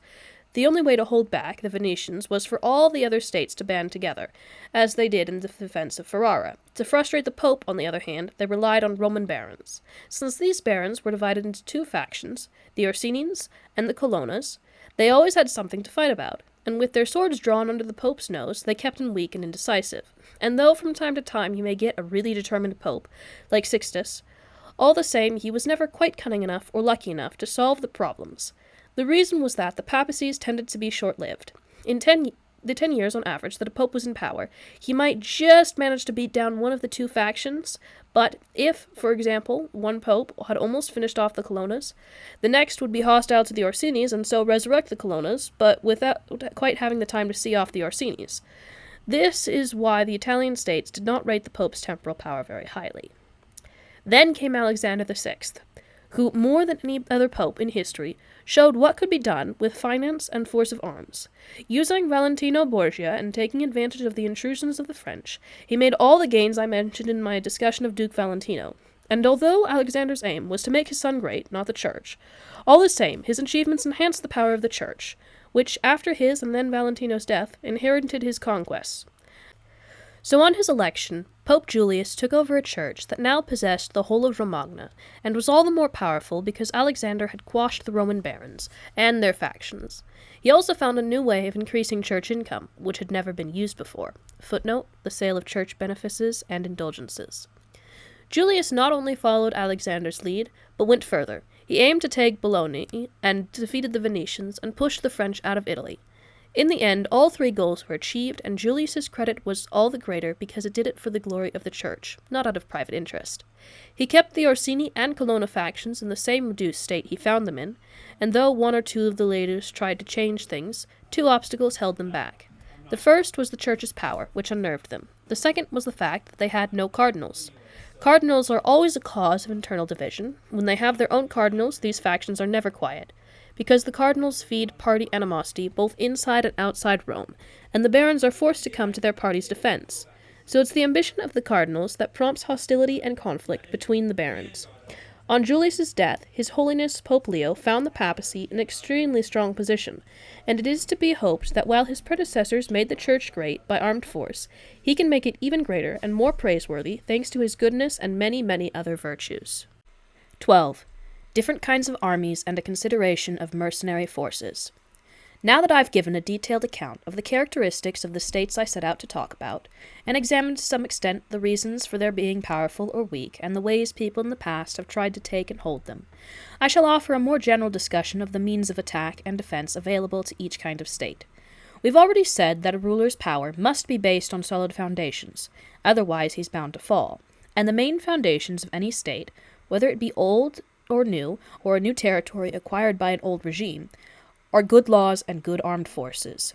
And since you can't have good laws if you don't have good armed forces, well, if you have good armed forces, good laws inevitably follow. I'll leave aside a discussion of the law and go straight to the question of the army. Now, the armies a ruler is depending on to defend his state will either be his own, or mercenaries, or auxiliaries, or some combination of these. Mercenaries and auxiliaries are useless and dangerous. If you're counting on mercenaries to defend your state, you will never be stable or secure, because mercenaries are ambitious, undisciplined, disloyal, and they quarrel among themselves. Courageous with friends, and cowardly with enemies, they have no fear of God, and keep no promises. With mercenaries, the only way to delay disaster is to delay the battle. In peacetime they plunder you, and in wartime they let the enemy plunder you. Why? Because the only interest they have in you, and their only reason for fighting, is the meager salary you're paying them, and that's not reason enough to make them want to die for you. Sure, they're happy enough to be your soldiers while you're not at war, but when war comes, they run for it or just disappear. It shouldn't be hard to convince the reader of this, since Italy's present ruin has been caused precisely by a prolonged dependence on mercenaries. It's true that mercenary forces did win some battles, and seemed courageous when fighting other mercenaries, but as soon as a foreign army turned up, we saw what they were made of. Charles, King of France, didn't even have to fight. His men just put chalk crosses on the buildings they planned to use as billets. When Savonarola said, "We brought this on ourselves with our own sins," he was right, except the sins were not what he was thinking of, but the ones I've been talking about. And because they were our rulers' sins, it was our rulers who paid the price. I'd like to offer a better explanation of why mercenaries are not a good idea. A mercenary commander may or may not be an excellent military leader. If he is, you can't trust him because he will always aspire to power himself, either by attacking you, his paymaster, or by attacking others against your wishes. But if he isn't a capable leader, he'll ruin you anyways. And if someone objects that it hardly matters who commands the army, since commanders always behave like this, whether mercenary or no, my response is as follows. Armed forces are always at the service of a hereditary ruler or a republic. A ruler must go in person and act as commander himself. A republic must send its citizens. If it sends a man who turns out to be no good, it must replace him. If he is good, it must keep him in line with laws that prevent him exceeding his brief. Experience shows that only rulers and republics with their own armies make serious progress, while mercenaries bring nothing but trouble, and a republic with a citizen army is less likely to fall victim to a coup than a republic paying for mercenary armies. Rome and Sparta stood for many centuries armed and free. The Swiss are extremely well armed and completely free. One example of the use of mercenaries in ancient times is Carthage. After the first war with Rome, the Carthaginians were almost overthrown by their mercenaries, despite the fact that these men were commanded by Carthaginian citizens. After the death of Epaminondas, the Thebaeans made Philip of Macedonia commander of their army, and no sooner had he won the war than he stripped them of their freedom. On the death of Filippo Maria Visconti, the Milanese hired Francesco Sforza to fight against the Venetians. Having beaten the Venetians at Caravaggio, Sforza joined forces with them to overthrow his paymasters, the Milanese. While Francesco's father was the mercenary commander for Queen Joanne of Naples, he suddenly made off and left her undefended, so that she had to put herself into the hands of King of Aragon or risk losing her kingdom. It is true that in the past, both Venice and Florence did increase their territories with the use of mercenaries, whose commanders did not seize power but actually defended their employers. The fact is that the Florentines were lucky. Various powerful captains were indeed potential threats, but one didn't win his war, while others either found themselves facing strong opposition or turned their ambitions elsewhere. The one who didn't win was Giovanni Acuto. John Hawkwood. And since he lost, we don't know whether he would have been loyal or not. But everyone must admit that, had he won, the Florentines would have been at his mercy. Francesco Sforza had the forces of Braccio da Montone against him, and the commanders kept each other in check. Sforza turned his ambitions to Lombardy, while Braccio went to fight Rome and Naples. But let's remember what happened just a short while ago. Florence took on Paolo Vitelli as military commander, an extremely serious man who had come from nothing to achieve enormous prestige. Had he taken Pisa for them, you could hardly deny that the Florentines would have been right to hang on to him, because if he had gone over to the enemy, they wouldn't have had a chance. But keeping him would have meant accepting him as their ruler. Turning to the Venetians, we find they fought confidently and successfully when they fought for themselves, at sea that is, where both nobles and armed commoners showed great courage. But when they began to fight on land, they left these strengths behind, and like other Italian states, hired mercenaries. In the early stages of their expansion on the mainland, they had so little territory and so much prestige, they hardly needed to worry about their military commanders. But when they pushed deeper into the peninsula under the leadership of Carmagnola, they got a taste of the trouble mercenaries bring. They'd seen what a fine commander Carmagnola was, and under his leadership they had defeated the Duke of Milan. So they soon noticed when he lost his enthusiasm for the war. They realized they couldn't win anything else with him, because that wasn't what he wanted, but they couldn't fire him either for fear of losing what they had previously won, at which point the only safe thing to do was kill him. Later, when they hired Bartolomeo da Bergamo, Roberto da Sanseverino, Niccolo Orsini, Count of Pitigliano, and other such mercenary commanders who were always more likely to lose than win. And in fact, at the Battle of Valia, the Venetians eventually lost in a single day all the gains they had so determinedly accumulated over the past 800 years. The fact is that mercenaries bring only slow, belated, unconvincing victories, then sudden, bewildering defeats. Since these examples all have to do with Italy, which has been dominated by mercenaries for many years, I'd now like to get to a broader view of the problem. Because if we can trace its origin and developments, it will be easier to find a solution. What we must remember is that over recent centuries, as the empire began to lose its hold in Italy while the Pope increased his temporal power, so the country broke up into smaller states. Many of the larger cities rose up against the local nobles who had needed the emperor's backing to keep control of them. The church supported the rebels to increase its own political influence. In many other towns, private citizens took over as rulers. The result was that, with much of Italy now controlled by the church and republics, which is to say by people who had no experience of war, leaders began to hire men from outside. The first successful mercenary commander was Albergio da Conio from Romagna. With what they learned from him, Braccio da Montone and Francesco Sforza and others would become arbiters of Italy's destiny.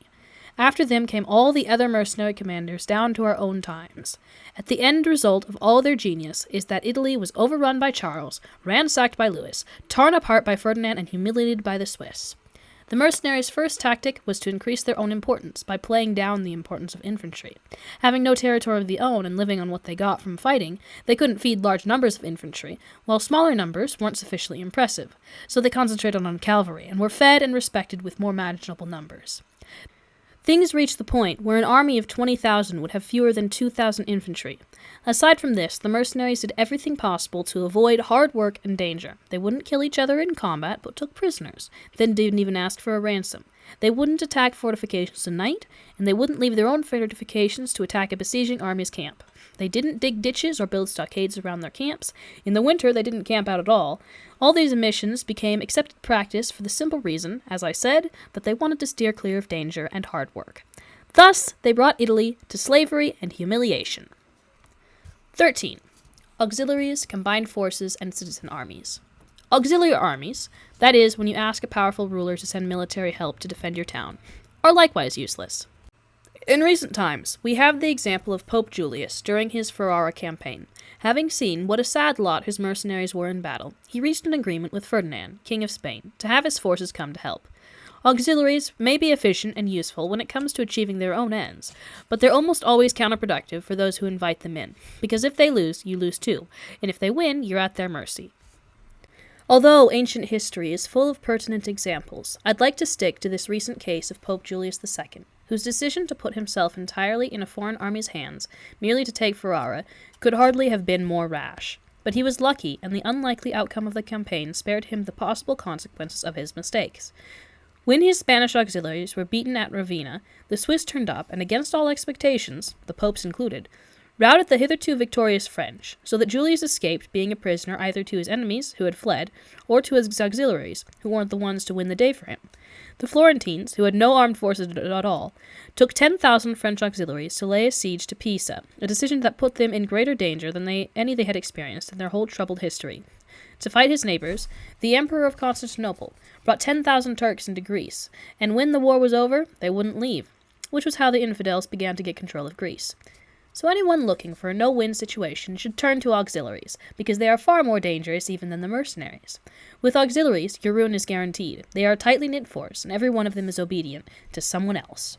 When mercenaries win, they need time and a convenient opportunity before they can attack you, if only because they're not a solid united force.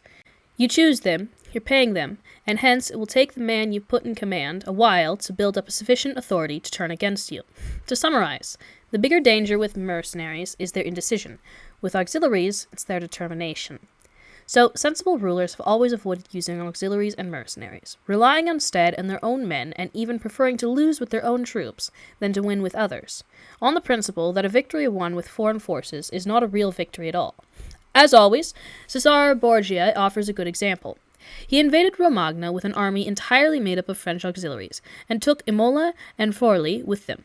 But since he felt they weren't reliable, he turned to mercenaries as a less dangerous option. He hired the Orsini's and Vitelli armies. But when he found that they dithered in battle and were disloyal and dangerous, he had them killed and trained his own men. It's easy to see the difference between these various kinds of armies if you look at the Duke's standing when he had just the French, when he had the Orsini's and the Vitellis, and when he had his own soldiers and relied on his own resources. With each change, his prestige grew, and he was only truly respected when everyone could see that his troops were entirely his own. But I wouldn't like to leave out Hero of Syracuse, since he is one of the men I talked about before. Given command, as I explained, of the Syracusan armies, Hero soon realized that the mercenaries among them were no good, led as they were by men like our Italian commanders. Realizing that he could neither make use of them nor let them go, he had them all cut to pieces, and from then on fought only with his own soldiers. I'd also like to bring in a parable from the Old Testament. When David offered to go and fight the Philistine troublemaker, Goliath, on Saul's behalf, Saul gave him his own weapons to bolster the boy's courage. But no sooner had David put them on than he refused the gift, saying he wouldn't feel confident with them. He would rather face the enemy with his own sling and knife. In the end, other people's arms are either too loose, too heavy, or too tight. When, with luck and good friendship, Charles VII, Louis XI's father, had pushed the English out of France, he saw that a ruler needs his own troops, and so set up a standing army of both cavalry and infantry. Later, his son Louis disbanded the infantry and began to hire Swiss mercenaries. It is now plain that this mistake, together with others that followed, is what lies behind France's present troubles. By giving this important role to the Swiss, Louis had weakened his old army, since, with no infantry of their own, his cavalry were now relying on others, and once they got used to fighting alongside the Swiss, they started to think they couldn't win without them. As a result, the French are unable to take on the Swiss in battle, and won't fight anyone else without their help. So French forces are now mixed, part mercenary and part their own men. Such composite forces are much better than just auxiliaries or just mercenaries, but much worse than having all your own men. France's situation proves the point, because if the standing army Charles recruited had been reinforced or just maintained, the French would be unbeatable. But men are so thoughtless they'll opt for a diet that tastes good without realizing there's a hidden poison in it. It's like the problem I mentioned earlier about people not diagnosing tuberculosis until it's too late. So if a man can't spot a problem in the making, he can't really be a wise leader. But very few people have this gift. If you look for the initial cause of the collapse of the Roman Empire, you'll find it was when they started hiring Goths as mercenaries. From that moment on, the strength of the empire began to decline, and all the determination that drained out of it went to strengthen its rivals. So to conclude, no state is secure without its own army. If it hasn't got men to defend it determinedly and loyally in a crisis, it is simply relying on luck. Those who understand these things have always thought and said, there is nothing so weak and unstable as a reputation for power that is not backed up by its own army. And having your own army means having a force made up of subjects or citizens or men dependent on you. All other forces are mercenaries or auxiliaries. To see how to set up your own armed forces, all you need do is consider how the 4 men I mentioned above organized and arranged theirs, or Philip, Alexander the Great's father, or many other kingdoms and republics. They are all entirely reliable models. 14. A ruler and his army. A ruler, then, must have no other aim or consideration, nor seek to develop any other vocation outside war, the organization of the army, and military discipline. This is the only proper vocation of the man in command, and it is such a potent one that it not only keeps those born to rule on their own thrones, but often raises private citizens into political power. Vice versa, when rulers think more about frills than fighting, they lose their thrones. In fact, the thing most likely to bring about a ruler's downfall is his neglect in the art of war. The thing most likely to win him power is becoming an expert in it. A military man with his own army, Francesco Sforza rose from commoner to Duke of Milan. Shunning military hardships, his sons fell from dukes to commoners. For one of the many negative consequences of not having an army is that people will find you pathetic. And this is a stigma a ruler must guard against, as I'll explain. The fact is that between a man who has an army and a man who hasn't, there is simply no comparison. And there is no reason why a man who commands an armed force should willingly obey a man who doesn't, or why a man who doesn't command an army should live safely beside a servant who does. The one will harbor contempt and the other suspicion, and they won't be able to work well together. So quite apart from other disadvantages, a ruler who doesn't involve himself in military matters won't, as I've said, have his soldiers' respect, and won't be able to trust them. A ruler, then, must never stop thinking about war and preparing for war, and he must work at it even more in peacetime than in war itself. He can do this two ways, physically and mentally. Physically, aside from keeping his men exercised and disciplined, he should go hunting a great deal, which will toughen up his body. It will also help him get to know different landscapes, how the mountains rise and the valleys open out, the lie of the plains, and what rivers and marshes are like.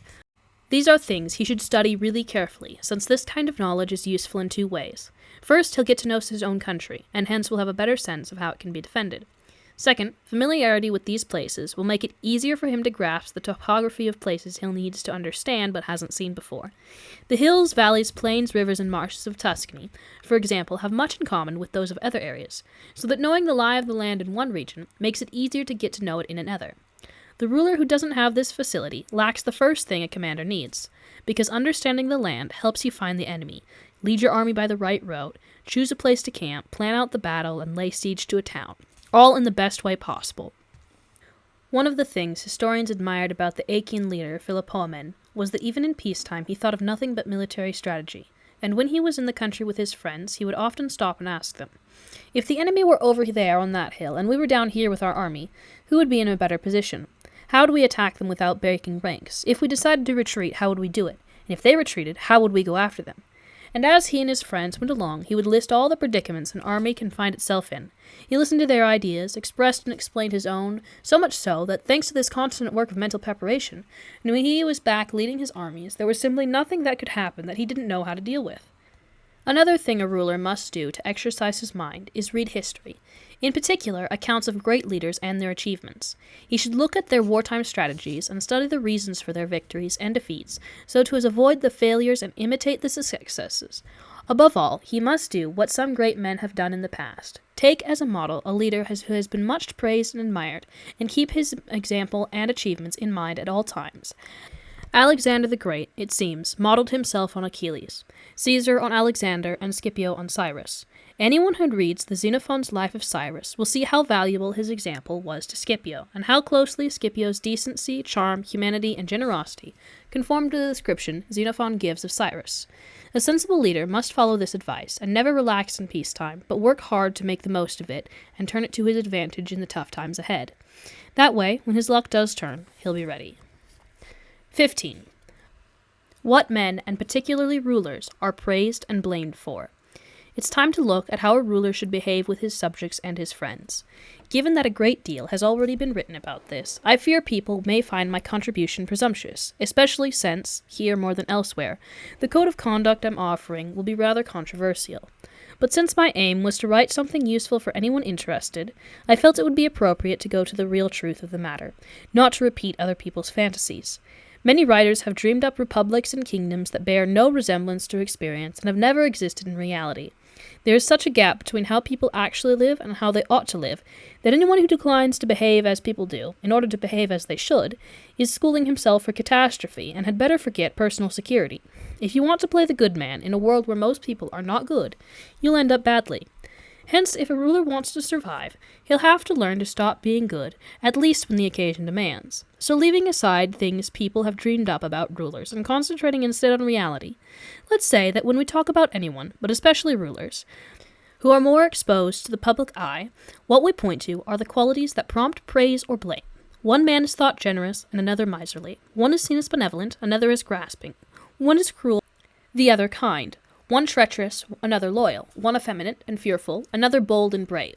One considerate, another arrogant. One promiscuous, another chaste. One straightforward, another devious. One stubborn, another accommodating. One solemn, another superficial.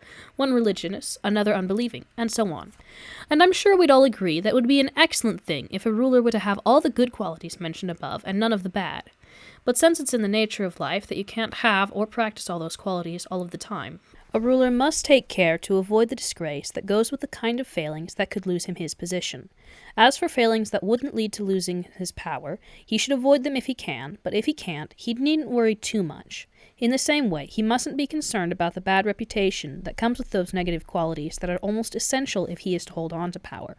If you think about it, there'll always be something that looks morally right, but would actually lead to disaster for a ruler, and something else that looks wrong, but will bring security and success. 16. Generosity and meanness. If we take the first of the qualities listed above, we can say that it would be nice to be seen as generous. All the same, being generous, just to be seen as so, will do damage to you. Generosity practiced out of real goodwill, as it should be, risks passing unnoticed, and you won't escape a reputation for meanness. Hence, if you're determined to have people think of you as generous, you'll have to lavish in every possible way. Naturally, a ruler who follows this policy will soon use up all his wealth, to the point that, if he wants to keep up his reputation, he'll have to impose special taxes and do everything a ruler can to raise cash. His people will start to hate him, and no one will respect him now that he has no money. Since his generosity will have damaged the majority and benefited only a few, he'll be vulnerable to the first bad news, and the first real danger may well topple him. When he realizes this and tries to change his ways, he'll immediately be accused of meanness. Since a ruler can't be generous and show it without putting himself at risk, if he's sensible, he won't mind getting a reputation for meanness. With time, when people see that his penny pinching means he doesn't need to raise taxes and can defend the country against attack and embark on campaigns without putting a burden on his people, he'll increasingly be seen as generous. Generous to those he takes nothing from, which is to say almost everybody, and mean to those who get nothing from him, which is to say a very few. In our own times, the only leaders we've seen doing great things were all reckoned mean. The others were failures. Pope Julius II exploited his reputation for generosity to set the papacy, then gladly let it go to finance his wars. The present King of France has fought many wars without resorting to new taxes, something he can do because his constant cost-cutting has provided for the extra expenditure. The present King of Spain would not have won all the wars he has if he had had a reputation for generosity. So if as a result, a ruler has the resources to defend his country, isn't obliged to steal from his subjects or prey on others, and is in no danger of falling into poverty, he need hardly worry about a reputation for meanness. It is one of the negative qualities that keep him in power. And if someone protests, but it was generosity that won Caesar the empire, and many others have risen to the highest positions because they were seen as generous, my response is, a ruler in power and a man seeking power are two different things. For the ruler already in power, generosity is dangerous. For the man seeking power, it is essential. Caesar was one of a number of men who wanted to become emperor of Rome, but if he had survived as an emperor and gone on spending the same way, he would have destroyed the empire. And if someone were to object, many rulers who scored military victories were considered extremely generous, I'd reply, either a ruler is spending his own and his subjects' money or someone else's. When the money is his own or his subjects', he should go easy. When it's someone else's, he should be as lavish as he can. A ruler leading his armies and living on plunder, pillage, and extortion is using other people's money, and had better be generous with it, otherwise his soldiers won't follow him. What's not your own or your subjects can be given away freely. Cyrus did this, so did Caesar and Alexander. Spending other people's money doesn't lower your standing. It raises it. It's only spending your own money that puts you at risk. Nothing consumes itself so much as generosity, because while you practice it, you're losing the wherewithal to go on practicing it. Either you fall into poverty and are despised for it, or to avoid poverty you become grasping and hateful. Above all else, a king must guard against being despised and hated. Generosity leads to both. It's far more sensible to keep a reputation for meanness, which carries a stigma but doesn't rouse people's hatred, than to strive to be seen as generous and find, at the end of the day, you're thought of as grasping, something that carries a stigma and gets you hated too. 17. Cruelty and compassion, whether it is better to be feared or loved. Continuing with our list of qualities, I'm sure every leader would wish to be seen as compassionate rather than cruel. All the same, he must be careful not to use his compassion unwisely. Cesare Borgia was thought to be cruel, yet his cruelty restored order to Romagna and united it, making the region peaceful and loyal. When you think about it, he was much more compassionate than the Florentines, whose reluctance to be thought of as cruel led to disaster in Pistoia. A ruler mustn't worry about being labeled cruel when it's a question of keeping his subjects loyal and united. Using a little exemplary severity, he will prove more compassionate than the leader whose excessive compassion leads to public disorder, muggings, and murder. That kind of trouble tends to harm everyone, while the death sentences that a ruler hands out affect only the individuals involved. But of all rulers, a man new to power simply cannot avoid a reputation for cruelty, since a newly conquered state is a very dangerous place. Virgil put these words in Queen Dido's mouth. The difficult situation and the newness of my kingdom force me to do things and guard my borders everywhere. All the same, a leader must think carefully before believing and responding to certain allegations, and not get frightened over nothing. He should go about things coolly, cautiously, and humanely. If he's too trusting, he'll get careless, and if he trusts no one, he'll make himself unbearable. These reflections prompt the questions. Is it better to be loved rather than feared, or vice versa? The answer is that one would prefer to be both. But since they don't go together easily, if you have to choose, it's much safer to be feared than loved. We can say this of most people, that they are ungrateful and unreliable. They lie, they fake, they're greedy for cash, and they melt away in the face of danger. So long as you're generous and, as I said before, not in immediate danger, they're all on your side. They'd shed their blood for you. They'd give you their belongings, their lives, their children. But when you need them, they turn their backs on you. The ruler who has relied entirely on their promises and taken no other precautions is lost. Friendship that comes at a price, and not because people admire your spirit and achievements, may indeed have been paid for, but that doesn't mean you really possess it, and you certainly won't be able to count on it when you need it. Men are less worried about letting down someone who has made himself loved than someone who makes himself feared. Love binds when someone recognizes he should be grateful to you. But, since men are a sad lot, gratitude is forgotten the moment it's inconvenient. Fear means fear of punishment, and that's something people never forget. All the same, while a ruler can't expect to inspire love when making himself feared, he must avoid arousing hatred. Actually, being feared is entirely compatible with not being hated, and a ruler won't be hated if he keeps his hands off his subjects' property and their women. If he really has to have someone executed, he should do it only when he has proper justification and a manifest cause. Above all, he mustn't seize other people's property. A man will sooner forget the death of his father than the loss of his inheritance. Of course, there are always reasons for taking people's property, and a ruler who has started to live that way will never be short of a pretext for grabbing more. On the other hand, reasons for executing a man come more rarely and pass more quickly. But when a ruler is leading his army and commanding a large number of soldiers, then above all, he must have no qualms about getting a reputation for cruelty. Otherwise, it will be quite impossible to keep the army united and fit for combat. One of Hannibal's most admirable achievements was that despite leading a huge and decidedly multiracial army far from home, there was never any dissent among the men or rebellion against their leader, whether in victory or defeat. The only possible explanation for this was Hannibal's tremendous cruelty, which, together with his countless positive qualities, meant that his soldiers always looked up to him with respect and terror. The positive qualities, without the cruelty, wouldn't have produced the same effect. Historians are just not thinking when they praise him for this achievement and then condemn him for the cruelty that made it possible. To show that Hannibal's other qualities wouldn't have done the job alone, we can take the case of Scipio, whose army mutinied in Spain.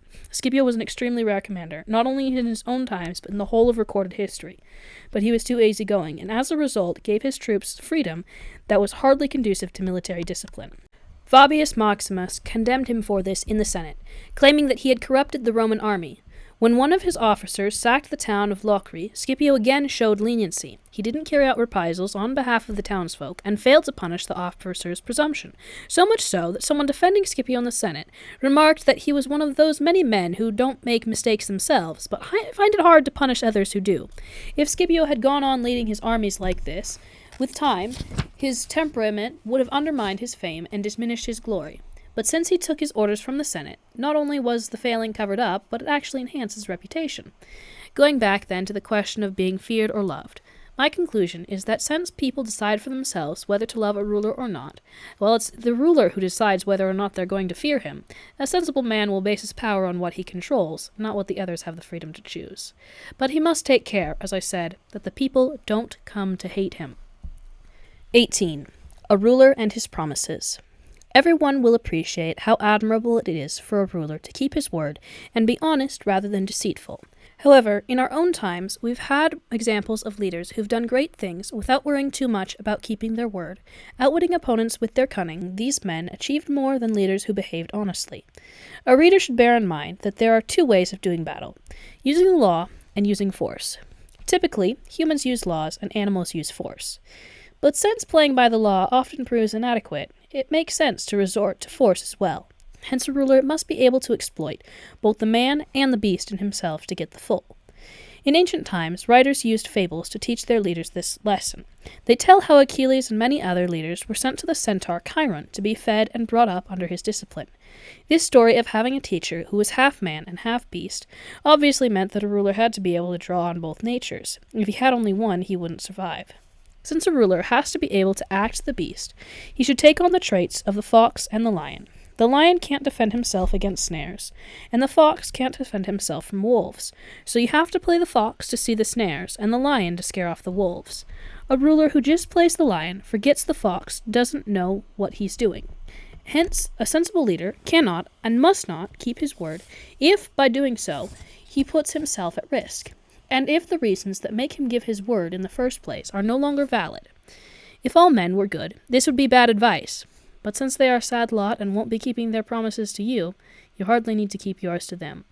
Anyway, a ruler will never be short of good reasons to explain away a broken promise.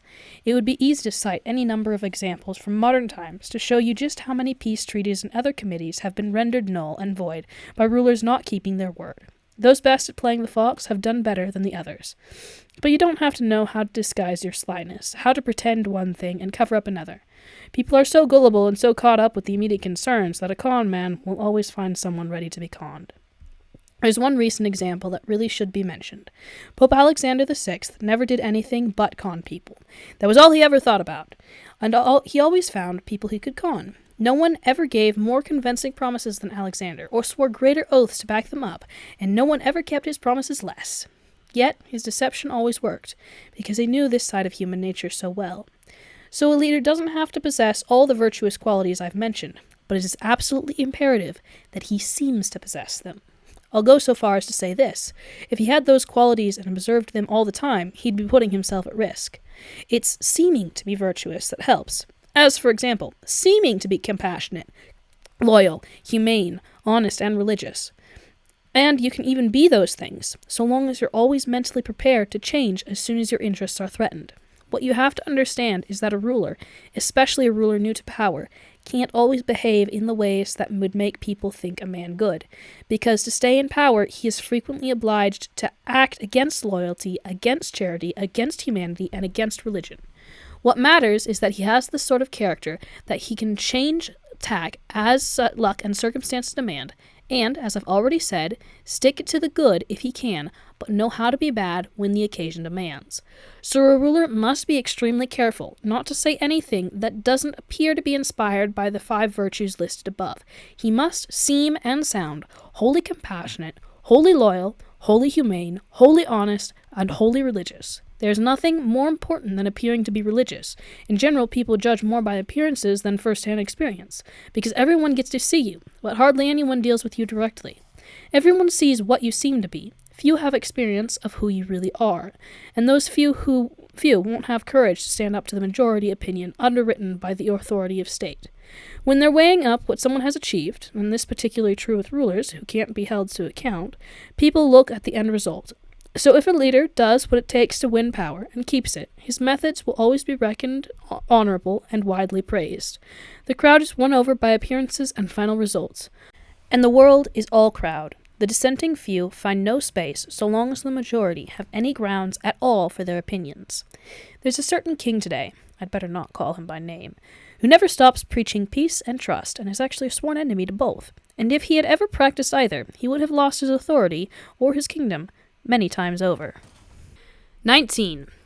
Avoiding contempt and hatred. Now that I've discussed the most important of the qualities I listed, I'd like to look at the others more briefly in relation to the principle already mentioned that a ruler must avoid any behavior that will lead to his being hated or held in contempt. Every time he manages this, he's done what a ruler should and can indulge other bad habits without worrying about the consequences. As I've already said, what most leads to a ruler being hated is seizing and stealing his subjects' property and women. That he must not do. As long as you don't deprive them of property or honor, most men will be happy enough, and you'll only have to watch out for the ambitious few, who can easily be reined back in various ways. You'll be held in contempt, on the other hand, if you're seen as changeable, superficial, effeminate, fearful, or indecisive. So a ruler must avoid those qualities like so many stumbling blocks, and act in such a way that everything he does gives an impression of greatness, spirit, seriousness, and strength. When presiding over disputes between citizens, he should insist that his decision is final and make sure no one imagines they can trick or outwit him. The ruler who projects this impression of himself will be highly thought of, and it's hard to conspire against a man who is well thought of. Then, so long as he has a reputation for excellence and is respected by his people, it will be hard for outside enemies to attack him either. A ruler must guard against two kinds of danger, one internal, coming from his own people, the other external, coming from foreign powers. To defend yourself against foreign powers, you'll need a good army and good allies. And if you have a good army, you'll always have good allies. And when you're secure against foreign powers, you'll always be secure internally too, assuming there wasn't already a conspiracy underway. Then, even when a foreign power does move against you, if you've lived and organized yourself as suggested, you only have to keep your nerve, and you'll survive any and every attack, like the Spartan ruler Nubis in the example I gave earlier. To get back to the internal situation, when there is no threat from the outside, a ruler must take care that his subjects don't start conspiring against him. He can guard against this by making sure he isn't hated or despised, and that people are happy with him, all of which is very important, as I've explained at length. In fact, one of the most powerful preventative measures against conspiracies is simply not being hated by a majority of the people. People planning conspiracy must believe that killing the ruler will be popular. When they realize that, on the contrary, it would be unpopular, they lose heart, because conspiracies are always beset with endless difficulties. Experience shows that for every successful conspiracy, there are any number of failures.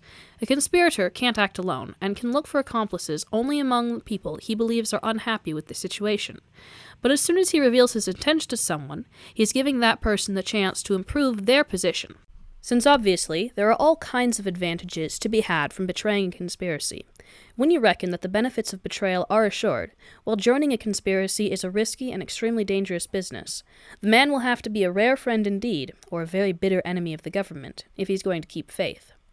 To summarize, on the conspirator's side, all you have is fear, envy, and the demoralizing prospect of punishment, while the ruler on his side has the authority of the government and its laws, plus the protection of his friends and the state. Add to all that the goodwill of the people, and it's extremely unlikely that anyone will be so crazy as to start a conspiracy. Because while in general a conspirator has most to fear prior to the coup, in this case, with the people against him, he's going to be in danger afterwards too, and the fact that he's seen off the ruler doesn't mean he can expect to escape unscathed. I could give infinite examples of this, but let's make do with just one that happened in our father's times. Annibale Bentivogli, grandfather of the present Annibale, was Duke of Bologna when the Canescis conspired against him and killed him. At that point, the only surviving Bentivogli was his son, Giovanni, who was still a baby. All the same, immediately after the murder, the people rose up and killed all the Canescis. This was because the Bentivogli family was extremely popular at the time. In fact, when the Bolognese realized that with Annibale dead, there were no family members capable of ruling the town, they went to Florence to get a man who was supposedly a Bentivogli, although until shortly before that he had passed himself off as the son of a blacksmith. They asked him to govern Bologna, and he duly did so until Giovanni was old enough to take over. My conclusion, then, is that so long as he has the people on his side, a ruler needn't worry about conspiracies. But when they are against him and hate him, he'll have to watch out for everyone's move. Sensible rulers and well-run states have always done all they can to not drive the nobles to despair and to keep a people happy and satisfied. Indeed, this is one of the ruler's most important tasks. One of the better organized and well-governed states in our own times is France. It is full of good institutions which guarantee the king's security and freedom of action. The most important of these is Parliament and parliamentary authority. In fact, the king who set up the country's constitution was aware of the ambition and presumption of the nobles, and he reckoned they needed a bit in their mouths to rein them back. He knew also how much the people hated and feared the nobles, and he wanted to protect them. But it was important that the king shouldn't be personally responsible for doing this, since then he might be blamed by the nobles for favoring the people, or by the people for favoring the nobles. So he introduced an independent body, Parliament, that could keep the nobles in their place and protect the people without being the king's responsibility. There couldn't really be a better or more sensible institution, nor one more conducive to the security of the king and the realm. This prompts the following reflection, that a ruler must get others to carry out policies that will provoke protests, keeping those that inspire gratitude to himself. In conclusion, let me repeat that a ruler should respect nobles, but must make sure he is not hated by the people. Perhaps many readers familiar with the fate of certain Roman emperors will feel that their examples contradict these opinions of mine, in that they consistently behaved well and showed great character, but nevertheless lost their empire, or even the lives at the hand of their subjects who conspired against them. To meet these objections, I shall consider the qualities of some of these emperors, showing how the cause of their downfall are not at all out of line with my reasoning above, and bringing into the argument some of the context that the historians of the period consider important. I hope it will be enough to take all the emperors who held power, from the philosopher Marcus Aurelius down to Maximinus, which is to say, Marcus, his son Commodus, Pertinax, Julian, Severus, Antonius Caracalla, his son Macrinus, Heliogabalus, Alexander, and Maximinus. The first thing to note is that, while in other states, a ruler has to only guard against the ambitions of the nobles and the disrespect of his people, Roman emperors faced a third hazard, the greed and cruelty of the army. This was such a tough problem that it proved the downfall of many emperors, because it was so hard to keep both the people and the army happy. The people were for a quiet life, and hence loved low-profile leaders, while the soldiers loved leaders with military ambitions, men who were brazen, grasping, and cruel. They wanted the emperor to unleash these qualities on the people so that they could double their incomes and give vent to their own greed and cruelty. As a result, emperors, who for lack of natural authority or political fare, didn't have the kind of standing that could hold both soldiers and people in check, always ended badly. When they saw how difficult it was to deal with these conflicting demands, most of them, and especially those new to power, chose to satisfy the army and more or less ignored the people suffering. It was a policy dictated by necessity. If a ruler can't avoid hatred altogether, he must first try to avoid the hatred of the country as a whole, and when that proves impossible, he must do everything he can to escape the hatred of the class that wields the most power. So emperors new to their positions and in need of special support turned to the army rather than the people, a policy that worked for as long as they were able to maintain their prestige in the eyes of the soldiers. This is why, although Marcus, Pertinax, and Alexander were benign, humane men who led unassuming lives, loving justice and hating cruelty, only Marcus managed to avoid a sad end, and still commanded respect at his death. This was because he succeeded to the emperor's throne by hereditary right, and owed nothing to either the soldiers or the people.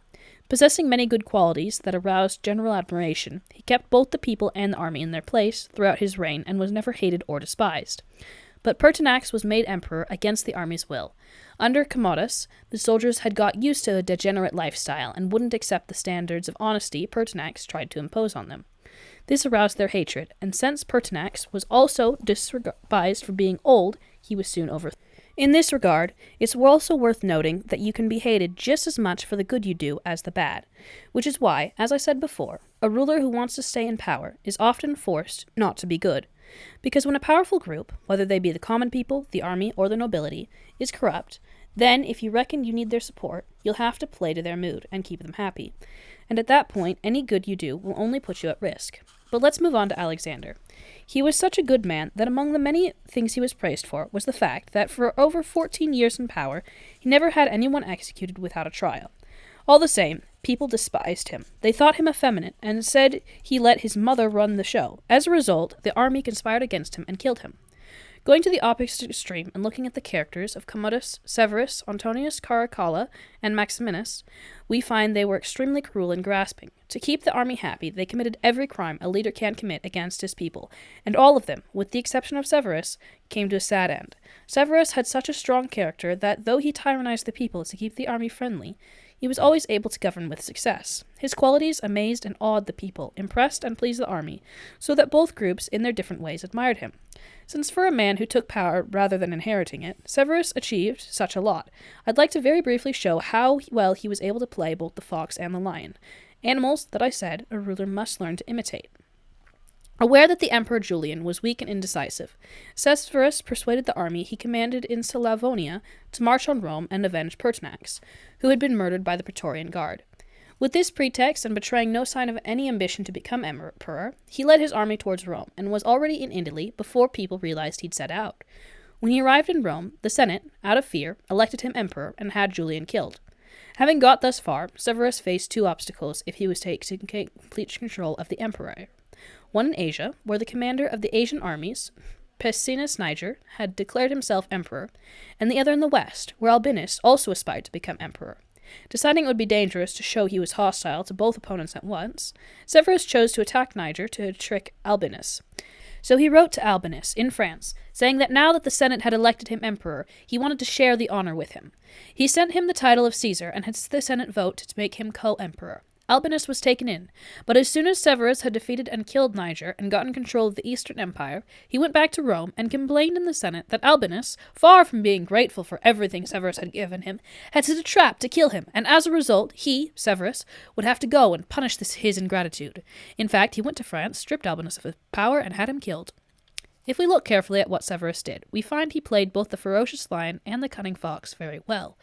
He was feared and respected by all parties, and he managed to avoid being hated by the army.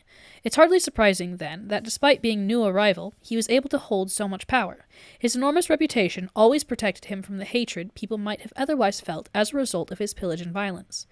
Severus's son, Antonius, was also a man with some excellent qualities. The people thought him a remarkable leader, and the army welcomed him. He was a warlike leader, capable of handling every hardship, and contemptuous of fine foods and easy living of any kind. So the army loved him.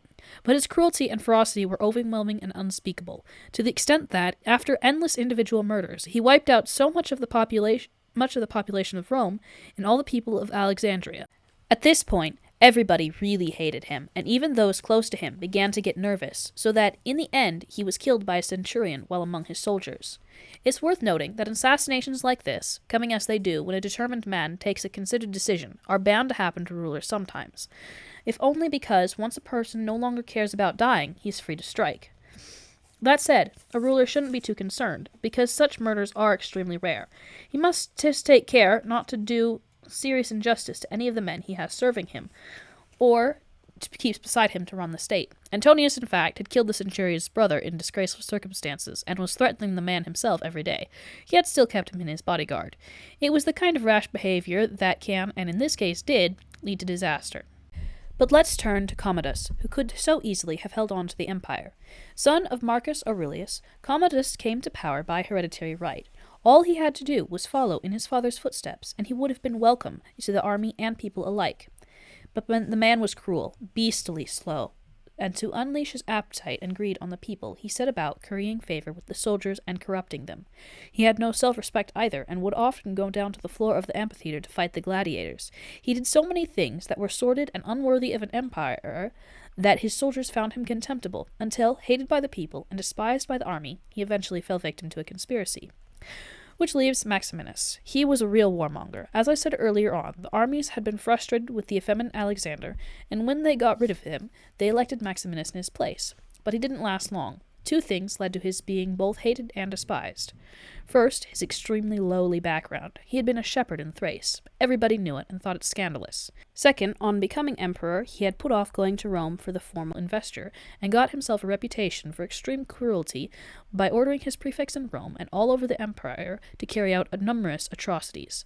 Universally despised for his low birth, hated and feared for his ferocity, he faced rebellions first in Africa, then in the Senate. The Senate rebellion was supported by the entire population of Rome. Then the whole of Italy conspired against him, until finally his own army got involved. They were laying siege to Aquila and finding it tough going. They were also fed up with his cruelty, and when they realized how many enemies he had, they became less afraid of the man and killed him. I don't want to talk about Heliogabalus, Macrinus, or Julian, who were all intensely despised and swiftly dispatched. Instead, I'll conclude this discussion with the reflection that contemporary rulers do not have to give the same priority to satisfying the armies that the Roman empires did. True, one does have to pay the army some attention, but the problem is soon resolved because none of today's rulers has to live with armies that have long experience in the government and administration of the provinces, as the armies of the Roman Empire did. If the emperors had to put their armies before the people, it was because the armies were the more powerful. These days, it is more important for all rulers, with the exception of the Turkish and Egyptian sultans, to put the people before the army, because the people are more powerful. I've made an exception of the Turkish leader because he keeps an army of 12,000 infantry and 15,000 cavalry beside him. Depending on them, as he does for the strength and security of his realm, he has to put their goodwill before any other consideration. In the same way, Egypt is entirely at the mercy of its army, and again the Sultan has to satisfy the soldiers before worrying about the people. It's worth noting that Egypt is a unique case. It is similar to the Papal State, in which it can't be classified as a hereditary monarchy or as a new monarchy. When the old ruler dies, he is not replaced by one of his children, but a new leader is elected by a body vested with this authority. Since the state's institutions are well established, this can hardly be compared with the situation where a new ruler seizes a state, and in fact a pope or Egyptian sultan faces none of the difficulties that a new ruler usually faces, because although he may be new to power, the institutions are old and set up to work on his behalf as if he were a hereditary king. But let's get back to our discussion. I'm sure that anyone reflecting on what I've said will see that it was hatred or contempt that led to the downfall of these Roman emperors.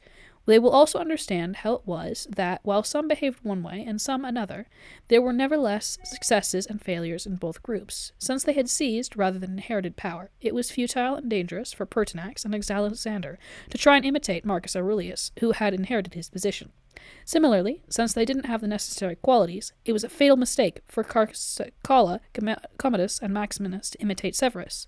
Though a man who has seized power and is establishing a new monarchy cannot imitate the likes of Marcus Aurelius, it doesn't mean that he has to behave like Severus. What he must take from Severus are the policies you need to found a state, and from Marcus are the policies to bring stability and glory once the state is firmly established. 20. Whether fortresses and other strategies rulers frequently adopt are useful.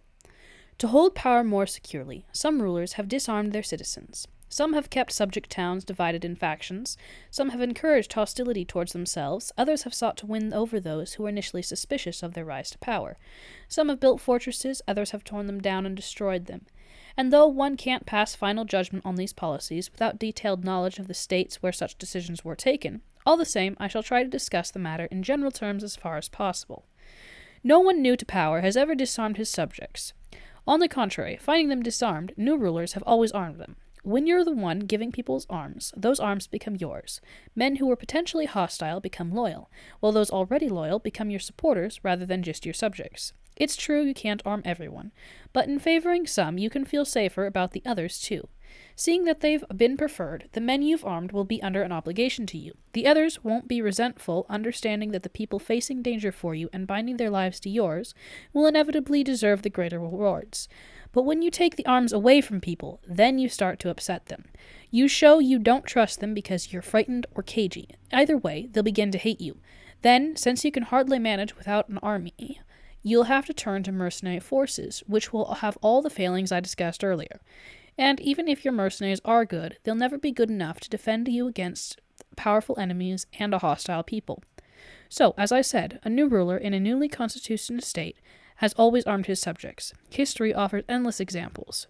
But when a ruler acquires a new territory to add like an extra limb to his existing state, then he must disarm its people, except for the men who supported him when he took it. But, with time and opportunity, even those men should be kept weak and emasculated so that all the real armed forces in the state as a whole resides with your own soldiers who live with you in your home base. Generations ago, the experts in Florence used to say that you had to hold on to Pistona by playing on its factions, and Pisa by holding on to its fortresses. So they encouraged factionalism in some of the towns they held, the better to control them. In times when there was a certain balance between opposing parties in Italy, this was probably an effective policy. But I don't think we should take it as a rule today. I don't think factional divisions ever really improved the situation. On the contrary, when an enemy approaches, a subject town that's divided in factions will fall at once. The weaker of the factions will always join forces with an attacker, and the other faction won't be strong enough to beat them both. The Venetians were reasoning along the same lines, I believe, when they fomented divisions between the Guelphs and the Ghibellines in the towns they held.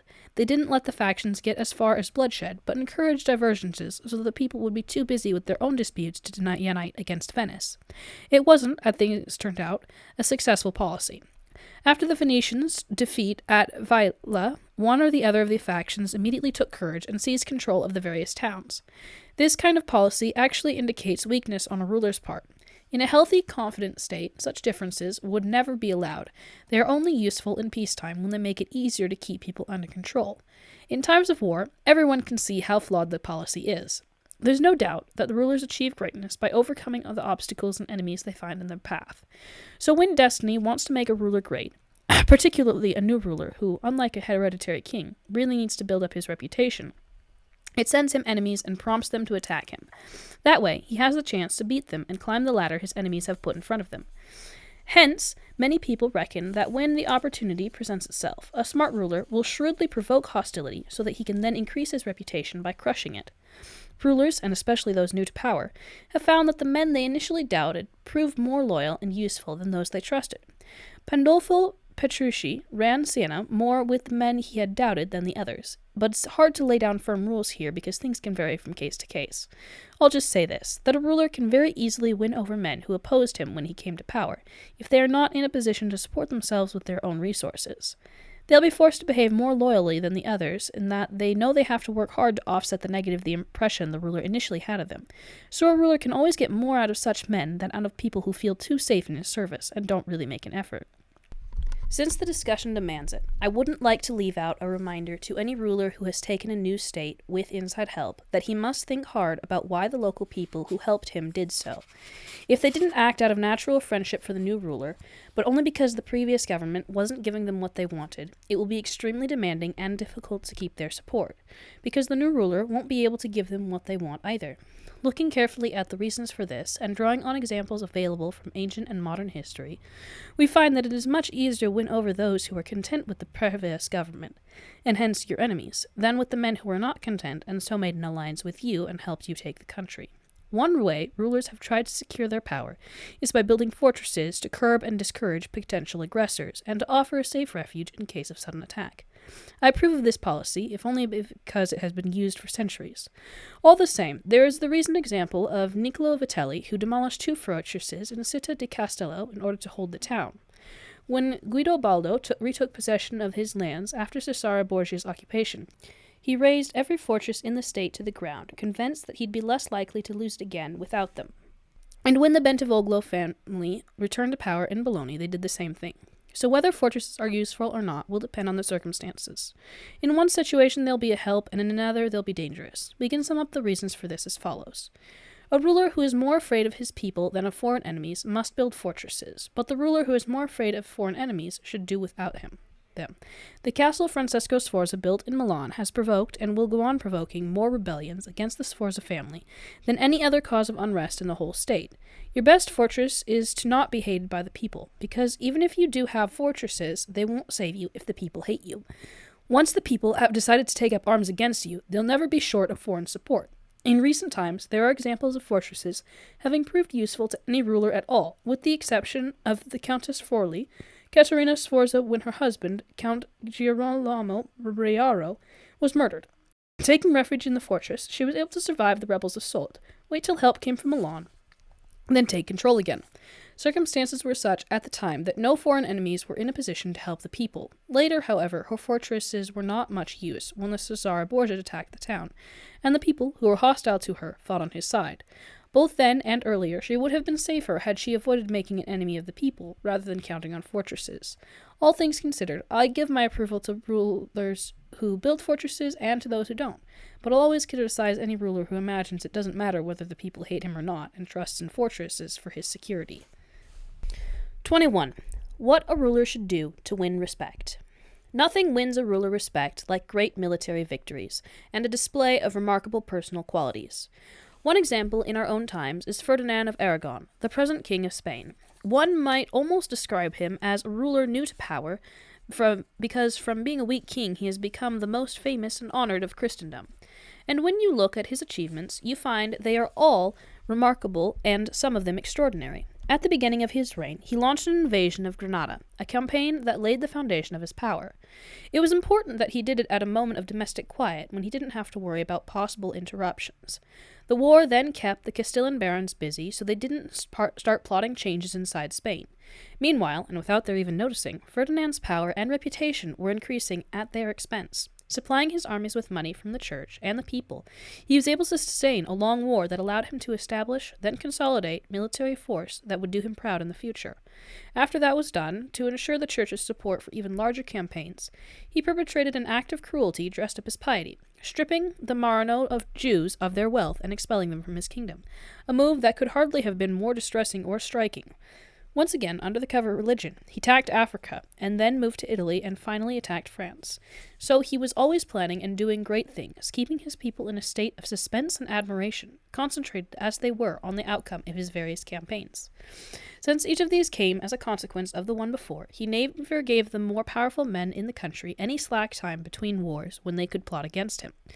A leader can also win acclaim by giving impressive demonstrations of character in his handling of domestic affairs, as Bernabo Visconti did in Milan. Whenever anyone does anything remarkable, whether for good or ill, in civil life, you think up some reward or punishment that will cause a stir.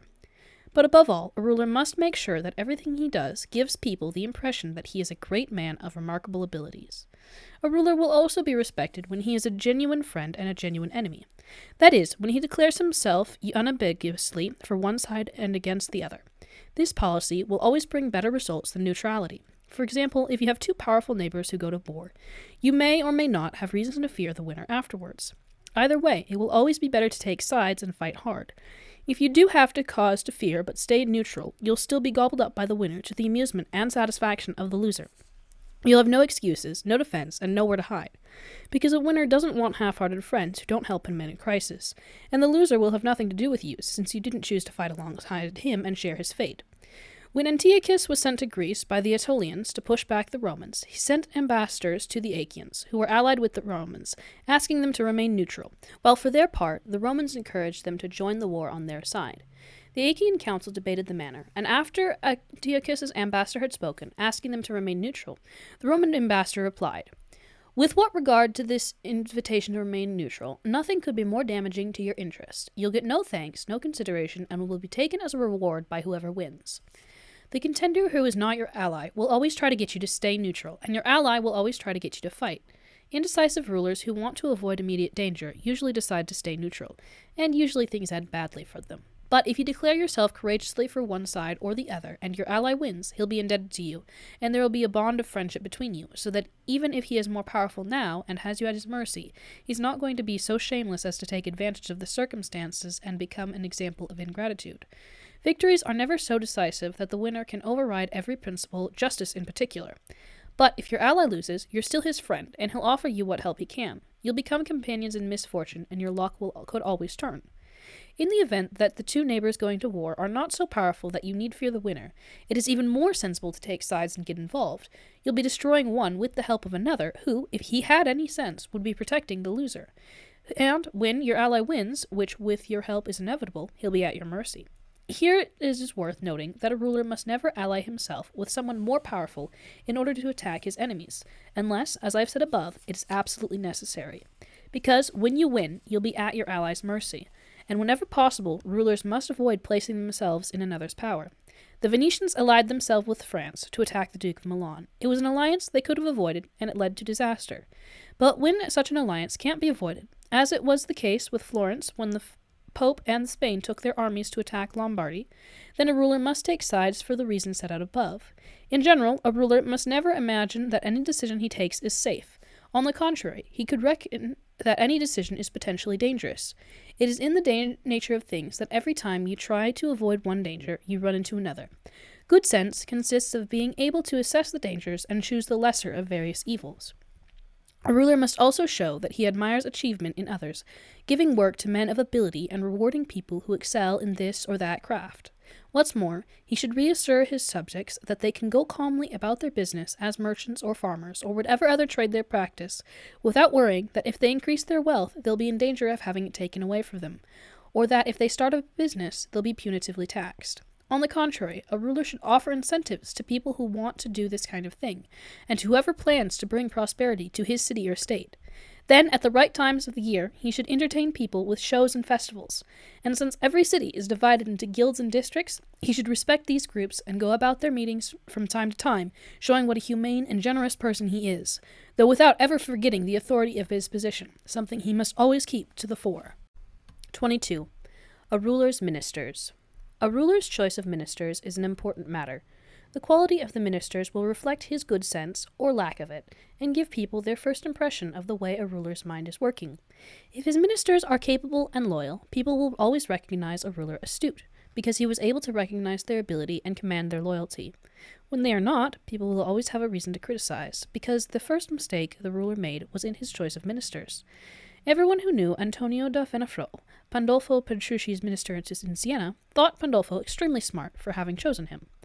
There are actually 3 kinds of mind. One kind grasps things unaided. The second sees what another has grasped, and the third grasps nothing and sees nothing.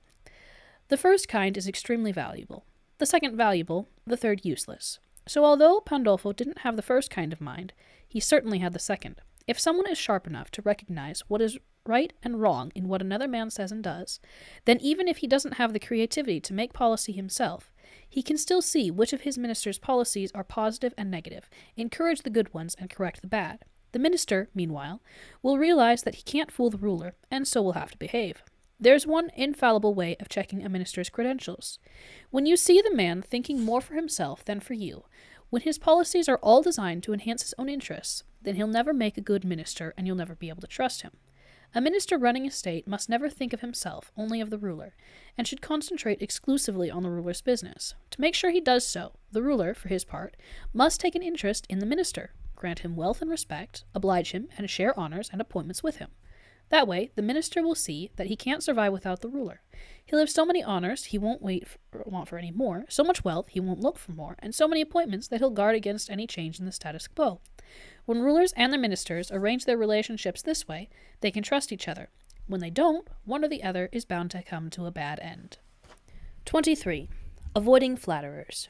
There is another important issue we need to consider. A mistake rulers can only avoid if they are very canny or very good at choosing their ministers. I'm talking about flatterers. Courts are always full of them, and men are so ready to congratulate themselves on their achievements and to imagine themselves more successful than they are, that it is hard not to fall into this error. Then you do have to try to defend yourself from flatterers. You run the risk of having people despise you, because the only way to guard against flattery is to have people understand that you don't mind them telling you the truth. But when anyone and everyone can tell you the truth, you lose respect. So the responsible ruler must find a middle way, choosing intelligent men for ministers, and giving them, and only them, the right to tell him the truth, and only on the issues he asks about, and not in general. However, the ruler should ask his ministers about everything and listen to their opinions, then make up his mind on his own, following his own criteria. In responding to these advisers, as a group or separately, he should make it clear that the more openly they speak, the more welcome their advice is. After which, he shouldn't take advice from anyone else, but get on with whatever has been decided and be firm in his decisions. Try a different approach, and you'll either be ruined by flatterers or change your mind so often listening to everyone's opinions that people will lose their respect for you. Let me offer you an example from modern times. Bishop Luca Ranialdi, a man close to the present Emperor Maximilian, said that the emperor never took advice from anyone and never got his own policies enacted. This is because he did the opposite of what I proposed above. Being secretive, the emperor tends not to explain his plans to anyone and doesn't seek advice. But when he starts putting his policies into action, the people see what he's up to, his ministers tell him he's got it wrong, and all too readily he changes his mind. As a result, whatever he does one day, he undoes the next, and nobody understands what he wants or means to do, and no one can make plans in response to his policies. So a ruler must always take advice, but only when he wants it, not when other people want to give it to him. In fact, he should discourage people from giving advice unasked. On the other hand, he should ask a great deal and listen patiently when an advisor responds truthfully. And if he realizes someone is keeping quiet out of fear, he should show his irritation. Many people think that when a ruler has a reputation for being sensible, it's thanks to the good advice he's getting from his ministers and not because he's shrewd himself. But they're wrong. There's a general and infallible rule here, that a leader who isn't sensible himself can never get good advice. unless he just happens to have put the government entirely in the hands of a single minister who turns out to be extremely shrewd. In this case, he may well get good advice, but the situation won't last long because the minister will soon grab the state for himself. If, on the other hand, he's taking advice from more than one person, an ingenious ruler will find himself listening to very different opinions and won't know how to make sense of them. Each of his advisors will be thinking of his own interests, and the ruler won't be able to control them or even sense what's going on. It's not a case of finding better ministers. Men will always be out to trick you unless you force them to be honest. In conclusion, a ruler isn't smart because he's getting proper advice. On the contrary, it's his good sense that makes the right advice possible. 24. Why Italian rulers have lost their states. Followed carefully, the guidelines I've laid down will allow a ruler who's just taken over a state to assume the aura of a hereditary king and give him even greater security and staying power than if his government was well established. People watch what a new ruler does far more attentively than they do a hereditary one, and if his achievements are impressive, they'll have a greater hold on the people and command greater loyalty than an old royal bloodline. Men are more interested in the present than the past, and when things are going well, they'll be happy and won't look elsewhere. On the contrary, they'll do everything they can to defend a ruler so long as he doesn't let himself down in other ways. So he'll enjoy the double glory of having both founded a new kingdom and graced and consolidated it with good laws, a good army, good allies, and good policies. Conversely, the man who's born to power but behaves so stupidly as to lose it is shamed twice over. Turning now to those Italian rulers who've lost power in recent years, the King of Naples, for example, and the Duke of Milan and others too. The first thing we find is that they all had poor armies. This for the reasons I discussed at length above. Then we'll see that some of them had the people against them, or if they didn't have the people's support, they couldn't keep the nobles on their side. Without these failings, you don't lose a state that's strong enough to field an army. Philip of Macedonia, not Alexander's father, but the Philip beaten by Titus Quintus, had nothing like the resources of the Romans and the Greeks who attacked him.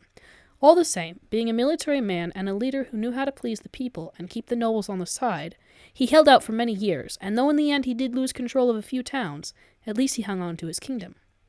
So these rulers of ours, who were well-established kings and dukes, yet still lost their states, should spare us their bad luck stories. They have only themselves to blame. In peacetime, they never imagined anything could change. It's a common shortcoming not to prepare for the storm while the weather is fair.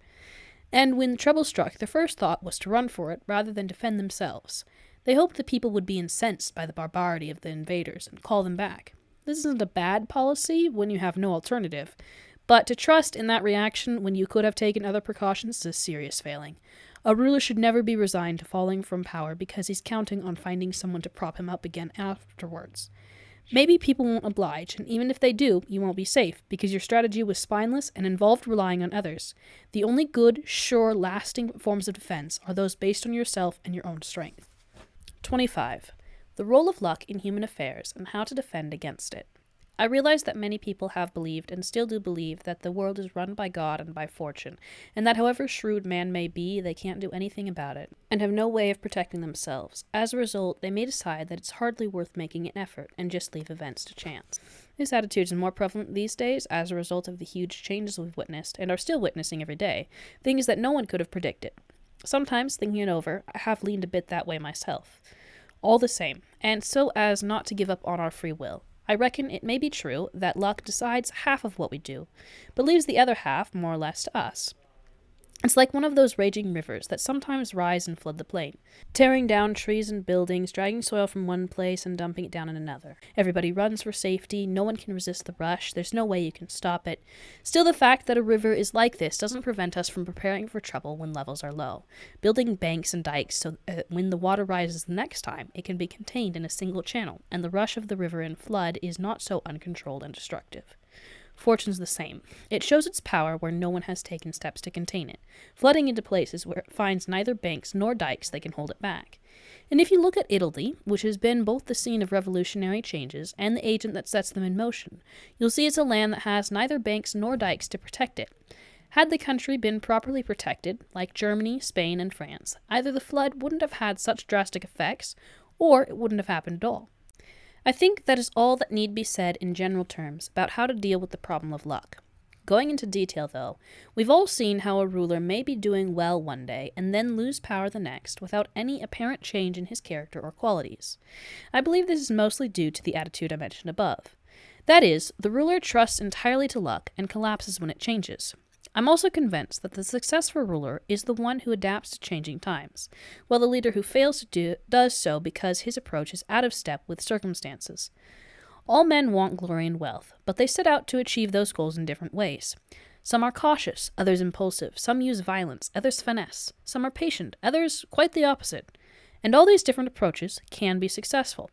It's also true that two men can both be cautious, but with different results. One is successful and the other fails. Or again, you see two men being equally successful, but with different approaches. One cautious, the other impulsive.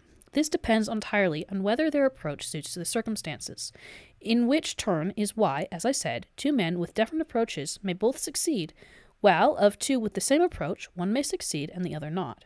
This explains why people's fortunes go up and down. If someone is behaving cautiously and patiently, and the times and circumstances are such that the approach works, he'll be successful.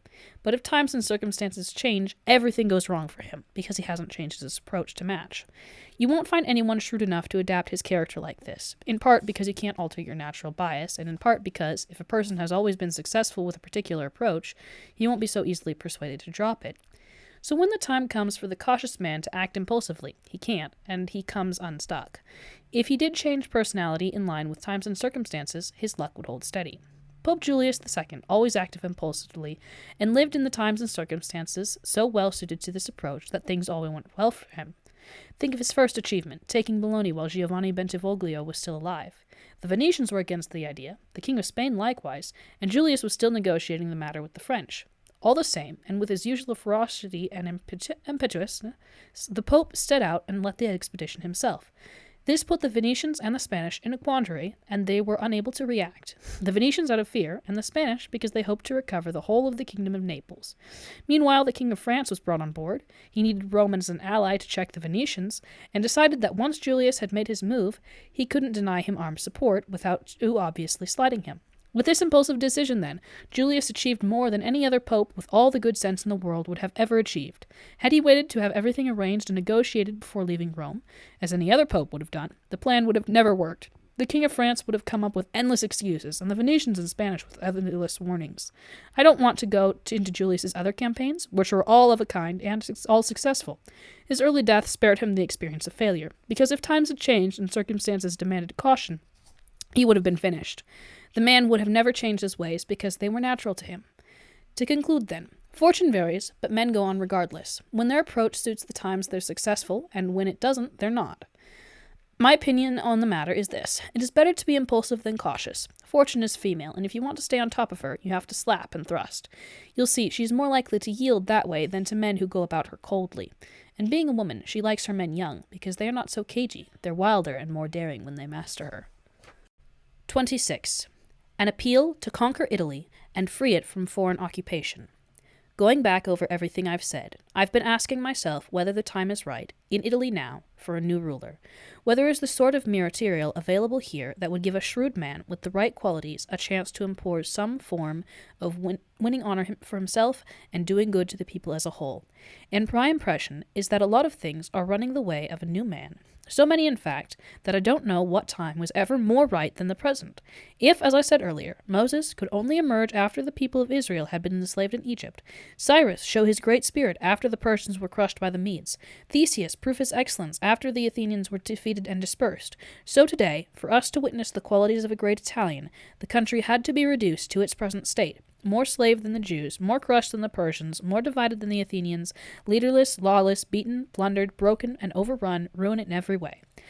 There was one man who showed glimpses of greatness, the kind of thing that made you think he was sent by God for the country's redemption. But then, at the height of his achievements, his luck turned. So now Italy lies, half dead, waiting to see who will heal her wounds and put an end to the devastation of Lombardy, the extortionate taxation of Tuscany and Naples, who will clean up the sores that have festered too long. You can see the country is praying God to send someone to save her from the cruelty and barbarity of these foreigners. You can see she is ready and willing to march beneath a flag, if only someone would raise one up. What I can't see is any family the country would put its faith in right now, if not your illustrious house. Machiavelli is addressing Lorenzo de' Medici. Blessed as it is with the fine qualities and fortune, favored by God and the Church, actually running the Church, in fact, and hence well placed to lead Italy to redemption. And if you keep in mind the lives and achievements of the men I've written about, then the project won't be too difficult. It's true they were rare men, remarkable men, but nevertheless they were still men, and none of them had a better opportunity than you have now. The things they did had no greater justification, nor were they any easier. God was no kinder to them than he has been to you. Justice is definitely on our side, because war is just when there is no alternative, and arms are sacred when they are your only hope. The situation is more than favorable, and when circumstances are favorable, things can't be too hard. All you have to do is take the men I've proposed as your models. What's more, God has shown us amazing, unprecedented signs. The sea parted, a cloud led the way for you, stone has gushed water, man has rained on us from heaven. Everything has worked together to make you great. The rest is up to you. God doesn't like doing everything himself. He doesn't want to deprive us of our free will and our share of glory. It's no surprise if none of the Italians I've spoken about have been able to do what I believe your family can do. Or again, if all our recent wars and revolutions have given the impression that the country has lost its capacity to fight, this is because the old states were badly organized, and no one knew how to improve things. Nothing brings more honor to a new ruler than the new laws and institutions he introduces. When they are well thought out and show vision, they bring a ruler respect and admiration. Italy is hardly lacking in raw material for the man who wants to give form to it. The limbs are healthy and strong. All they need is a head to guide them. Look how much stronger, defter, and more skilled Italians are than foreigners in duels or small skirmishes. But when it comes to armies, they can't compete, because they are badly led. The capable men are ignored, the incapable are convinced they are capable, and to date, no one has had the talent and luck to score the successes that would force the others to stand aside.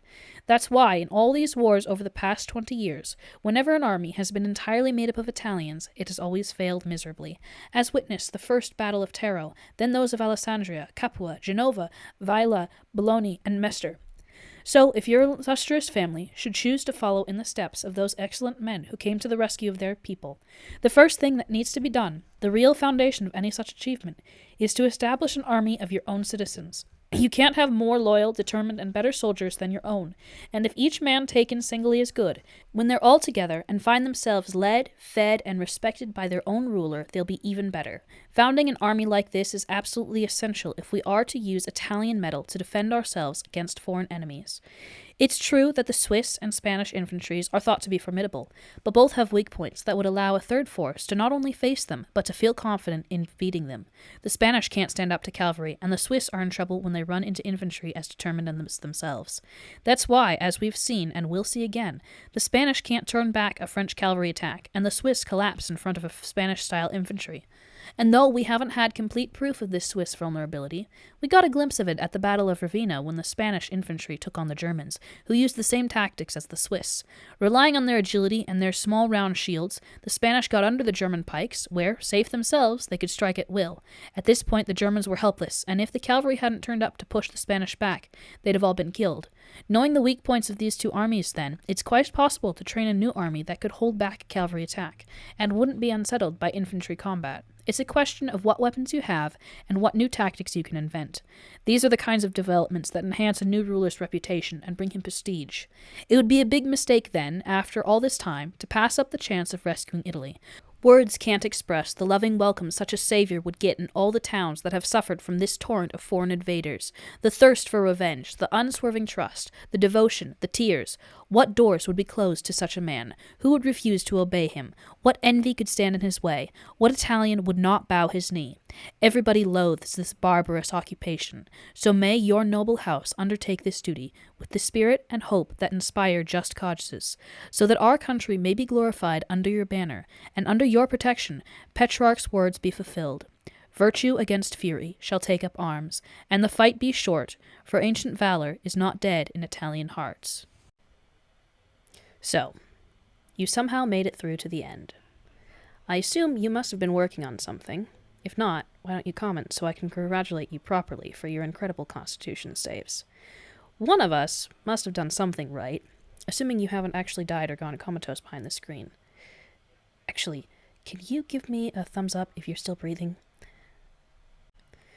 The next book is Machiavelli's The Discourses. It's about republics.